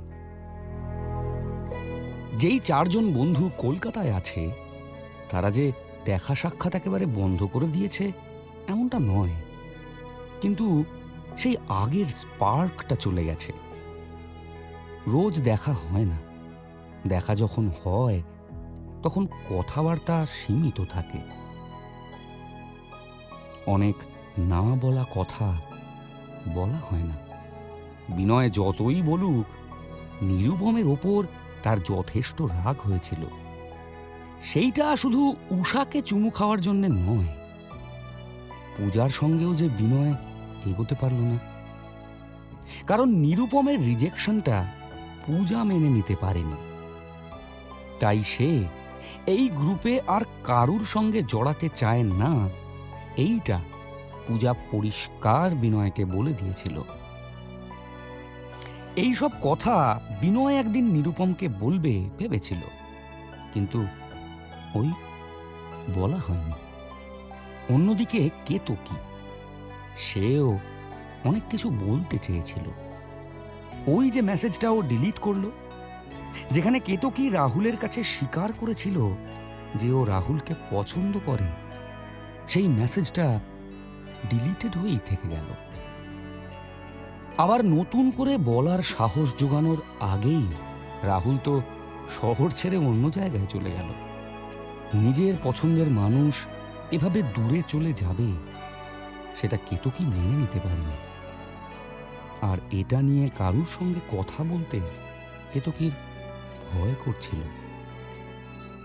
কি কারণে ভয় করছিল সেটা ও নিজেও জানে না, কিন্তু ভয় যে করছিল সেটা কেতকী হলপ করে বলতে পারে। এইবার আসি পূজার কথায়। পূজার উষার প্রতি রাগটা সময়ের সঙ্গে সঙ্গে কমে এসেছিল, কিন্তু পূজা নিরুপমের রিজেকশনটা কোনোদিনই মেনে নিতে পারেনি। নিরুপম যে আদতে পূজাকে বন্ধু ছাড়া অন্য কোনো চোখে দেখে না, সেটা পূজা বুঝতে পারল উষা চলে যাওয়ার পর। কারণ পূজার মাথায় ওর আর নিরুপমের মাঝখানে দাঁড়িয়েছিল উষা। সেই কাঁটা উচ্ছেদ হওয়ার পরও মিলন ঘটছে না, মানে নিরুপমের অনিচ্ছার কারণেই। নিরুপম কিন্তু ওর আর পূজার বন্ধুত্ব ফিরে পাওয়ার চেষ্টা করেছিল, কিন্তু একজনকে দেখে যদি খালি রিজেকশনের কথা মনে পড়ে, তাহলে কারোরই ভালো লাগে না। কিন্তু এইটাও পূজা কাউকে বলতে পারেনি।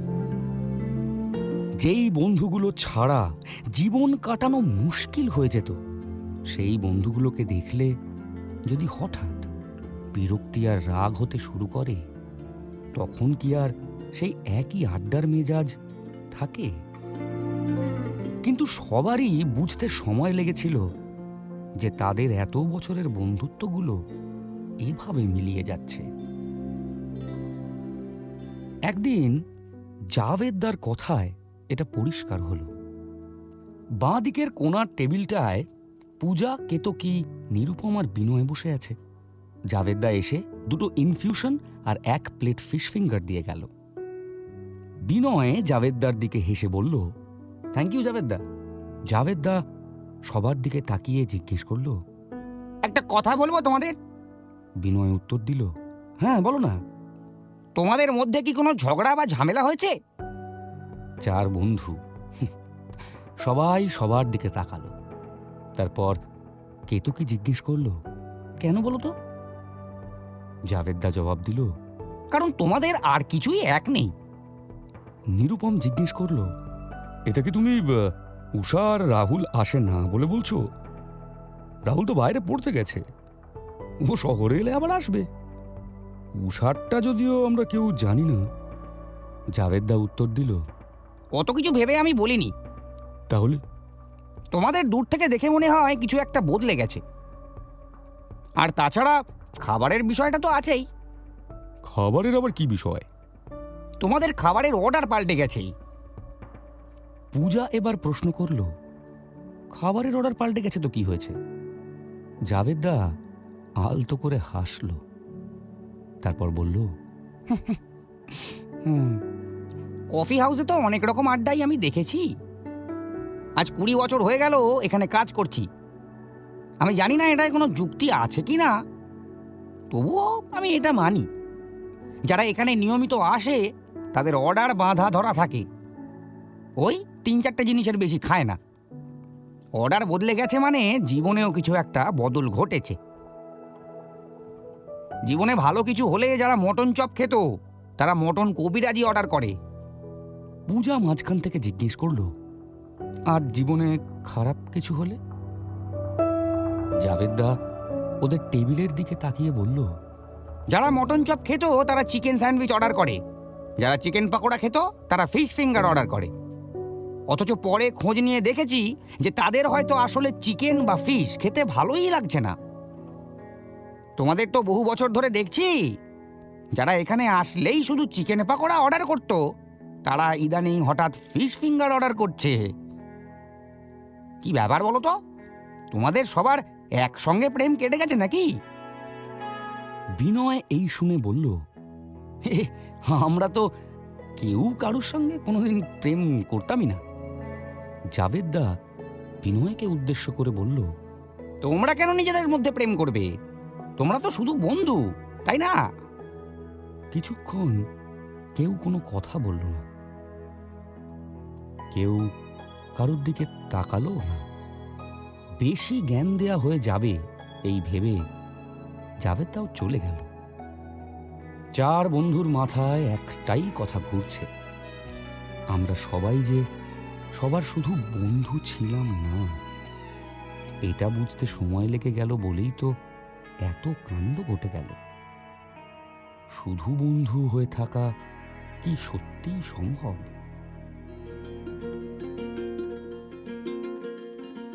রাহুলের MBA শেষ, ও এখন চাকরি করার কথা ভাবছে। কিছুদিন যেতে না যেতেই ও চাকরি পেয়েও গেল। রাহুল স্মার্ট ছেলে, আর ও কলেজে নাম্বারও পেয়েছে প্রচুর, তাই চাকরি পেতে একেবারেই অসুবিধে হয়নি। যখন ওকে চাকরির ফর্মে জিজ্ঞেস করলো যে ও কোন শহর থেকে কাজ করতে চায়, তখন ও একদম শেষ অপশন দিল কলকাতা। রাহুল নিজে কোনোদিন কল্পনাও করতে পারেনি যে যেই শহর ও এত ভালোবাসে সেই শহরে ফিরে যেতে ও আর চাইবে না। তবে না ফিরে যাওয়ার কারণও যথাযথ। এত বছর যেই বন্ধু বান্ধবদের সঙ্গে মেলামেশা করেছে সেই বন্ধুগুলোই আর নেই। না, কেউ অক্কা পায়নি, সবাই ওই শহরেই আছে, কিন্তু বন্ধুত্বটা তো আর আগের মতো নেই। রাহুল একবার MBA করতে করতেই পুজোর ছুটিতে কলকাতা গেছিল। গিয়ে ভেবেছিল যে পুরনো বন্ধুদের সঙ্গে চুটিয়ে মজা করবে। পুরনো বন্ধুগুলো তো আছে, কিন্তু তাদের সঙ্গে আর মজা করা যায় না।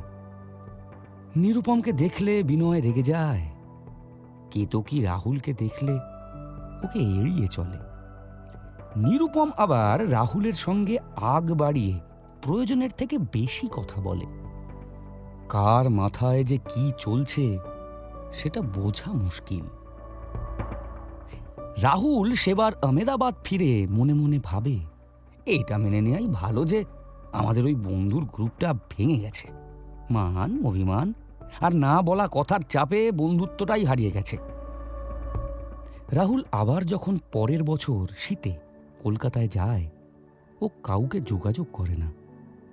মা, বাবা আর বাড়ির লোকের সঙ্গে সময় কাটিয়ে নিজের মতো আহমেদাবাদ ফিরে চলে যায়। পূজা, কেতকী, নিরুপম বা বিনয় এরা যে রাহুলের খোঁজ নিয়েছে এমনটাও তো নয়। সব মিলিয়ে কফি হাউসের আড্ডার পর্ব শেষ হয়ে গেছে। সবাই সেই পর্ব থেকে নিজেদের মতো এক্সিট নিয়েছে। শেষমেশ রাহুলকে ব্যাঙ্গালোর শহরে কাজ করার সুযোগ দেওয়া হলো। ব্যাঙ্গালোরে শিফট করার আগে রাহুল আবার একবার কলকাতা এসেছিল মা বাবার সঙ্গে দেখা করতে। সেইবার রাহুল আরেকটা অদ্ভুত জিনিসও করেছিল। একদিন বিকেল 5টা নাগাদ বাড়ি থেকে বেরিয়ে ও কফি হাউস গেছিল। এই কাজটা ও কেন করেছিল সেটার কৈফিয়ত বোধহয় রাহুল নিজেও দিতে পারবে না। ও হয়তো মনে মনে কখনো ভেবেছিল যে সেই রোজের আড্ডাটা এখনো কফি হাউসে বসে। সেদিন কফি হাউস বন্ধ হওয়া পর্যন্ত রাহুল ওখানে ছিল। ওর টেবিলে রাখা ছিল অজস্র ইনফিউশনের কাপ আর 1 প্লেট চিকেন পকোড়া। তবে ওর পরিচিত কেউ সেদিন কফি হাউসে আসেনি।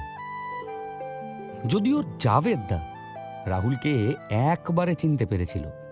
রাহুলকে দেখে জাভেদদা এক গাল হেসে বলল, কেমন আছো তুমি? রাহুল উত্তেজিত হয়ে উত্তর দিল, ভালো আছি জাভেদদা, তুমি কেমন আছো? আমরা তো সময়ে আটকে গেছি, যে এরকম ছিলাম ঠিক তেমনই আছি। আমাদের জীবনে আবার বদল ঘটে নাকি? এই শুনে রাহুল আলতো করে হাসল, তারপর বলল, আচ্ছা ওরা এখন আর এখানে আড্ডা মারতে আসে না? জাভেদদা পাল্টা প্রশ্ন করল, কাদের কথা বলছো বলো তো?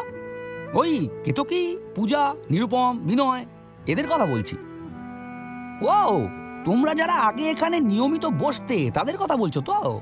হ্যাঁ, ওদের কাউকে তো এই চত্বরে দেখতে পাই না। বুঝলাম, কেউই আর এখানে আড্ডা মারতে আসে না।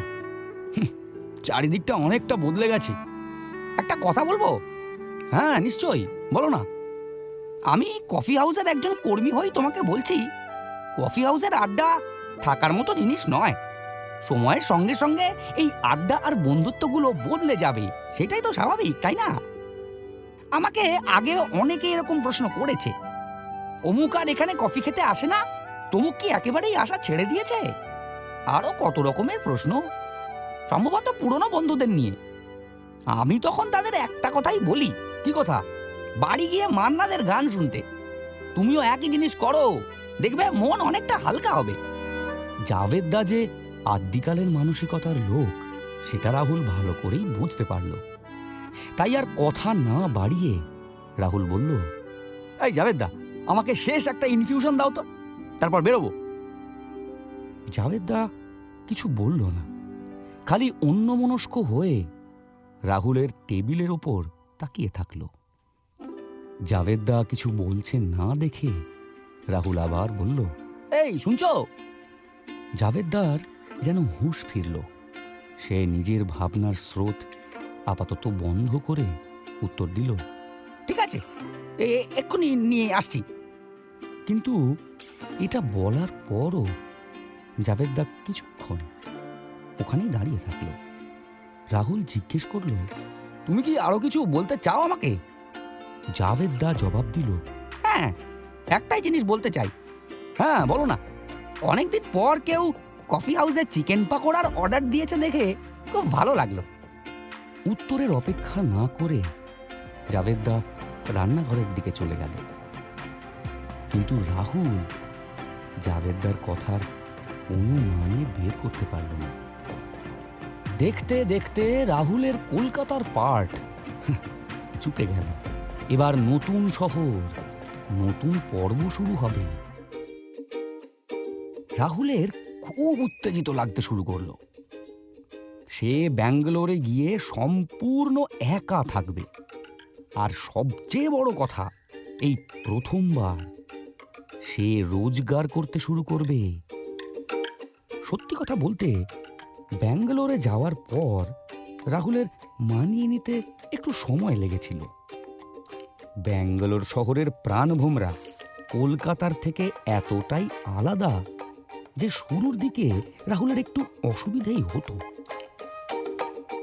তবে সময়ের সঙ্গে সঙ্গে এই নতুন শহরের হাওয়া রাহুলের গায়ে সয়ে গেছে। অফিসের সূত্রে কয়েকজন বন্ধুও হয়েছে ওর। তার মধ্যে একজন আবার খোদ বাঙালি, তার নাম অবিনাশ। স্বাভাবিকভাবেই রাহুলের অবিনাশের সঙ্গে ভাবটা অনেক বেশি হলো। অবিনাশের বন্ধুর একটা গ্রুপ ছিল। সেই গ্রুপে সবাই রাহুলকে স্বাগত জানালো। রাহুল যা বুঝতে পারলো, এই গ্রুপে অনেক ধরনের লোকজন আছে। কয়েকজন তো রাহুলের অফিসের লোক।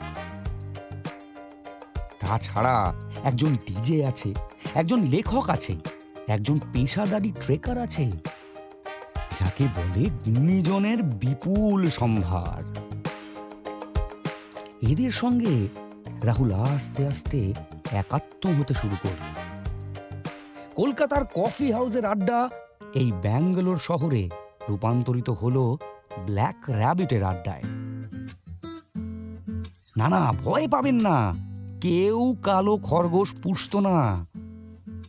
ব্ল্যাক র্যাবিট একটা পাবের নাম। ব্যাঙ্গালোরে কেউ আড্ডা মারার সময় কফি খায় না, শুধু মদ খায়। অফিসের রোজকার খাটনির পর এই ব্ল্যাক র্যাবিট হয়ে গেল রাহুলদের নিয়মিত ঠেক। একদিন অবিনাশ হন্তদন্ত হয়ে রাহুলের কাছে এলো। এসে বলল, ভাই ভাই ভাই, আমি অনেক কষ্টে একজন মেয়েকে পটিয়েছি, বুঝলি?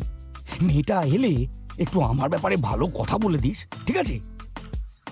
রাহুল এই শুনে হাসতে হাসতে বলল, আমার ভাইয়ের জন্য এইটুকু আমি করতেই পারি। তো ম্যাডাম কখন আসবেন? আমি ফোন করেছিলাম, কিছুক্ষণের মধ্যেই চলে আসবে। ম্যাডাম কি বাঙালি? খাঁটি বাঙালি। বাঙালি না হলে আমার আবার ঠিক প্রেমটা জাগে না। এই জন্যই আমরা বাঙালিরা জীবন যুদ্ধে পিছিয়ে পড়ছি রে। অপশন কমে আসছে তো। তোর ফালতু কথা ছাড়, যেটা বললাম মাথায় রাখিস। অবিনাশের কথা মতো একজন মহিলা কিছুক্ষণ পর ব্ল্যাক র্যাবিটে অবিনাশের সঙ্গে দেখা করতে এলো। দূর থেকে মহিলার মুখটা রাহুল ভালো করে লক্ষ্য করতে পারল না। অবিনাশ যখন ওর ডেটকে রাহুলের সঙ্গে আলাপ করাতে নিয়ে এলো, তখন রাহুল ভালো করে মহিলাকে লক্ষ্য করার সুযোগ পেল। অবিনাশের ডেটকে দেখে রাহুল চমকে গেল, কারণ এই মহিলাকে ও খুব ভালো করেই চেনে। অবিনাশ রাহুলের দিকে ইশারা করে মহিলাকে বলল, ও আমার বন্ধু। এবার রাহুলকে উদ্দেশ্য করে অবিনাশ বলল, আর ও হলো উষা। বন্ধুরা আপনার থেকে দূরে চলে গেলেও পুরনো বন্ধুত্ব কি সত্যিই মুছে যায়? একটা নতুন শহরে গিয়ে একটা নতুন বন্ধুর গ্রুপে আড্ডা মারতে মারতে কি কখনো কোনো পুরনো পরিচিত মুখ আপনাদের চোখে পড়ে না? এই প্রশ্নের উত্তরটা আপনারা ভাবতে থাকুন।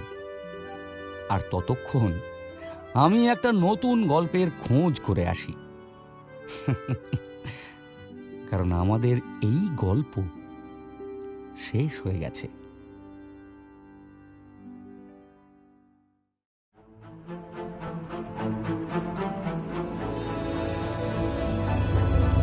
মির্চি বাংলা অরিজিনালস, আসল গল্পের আড্ডা।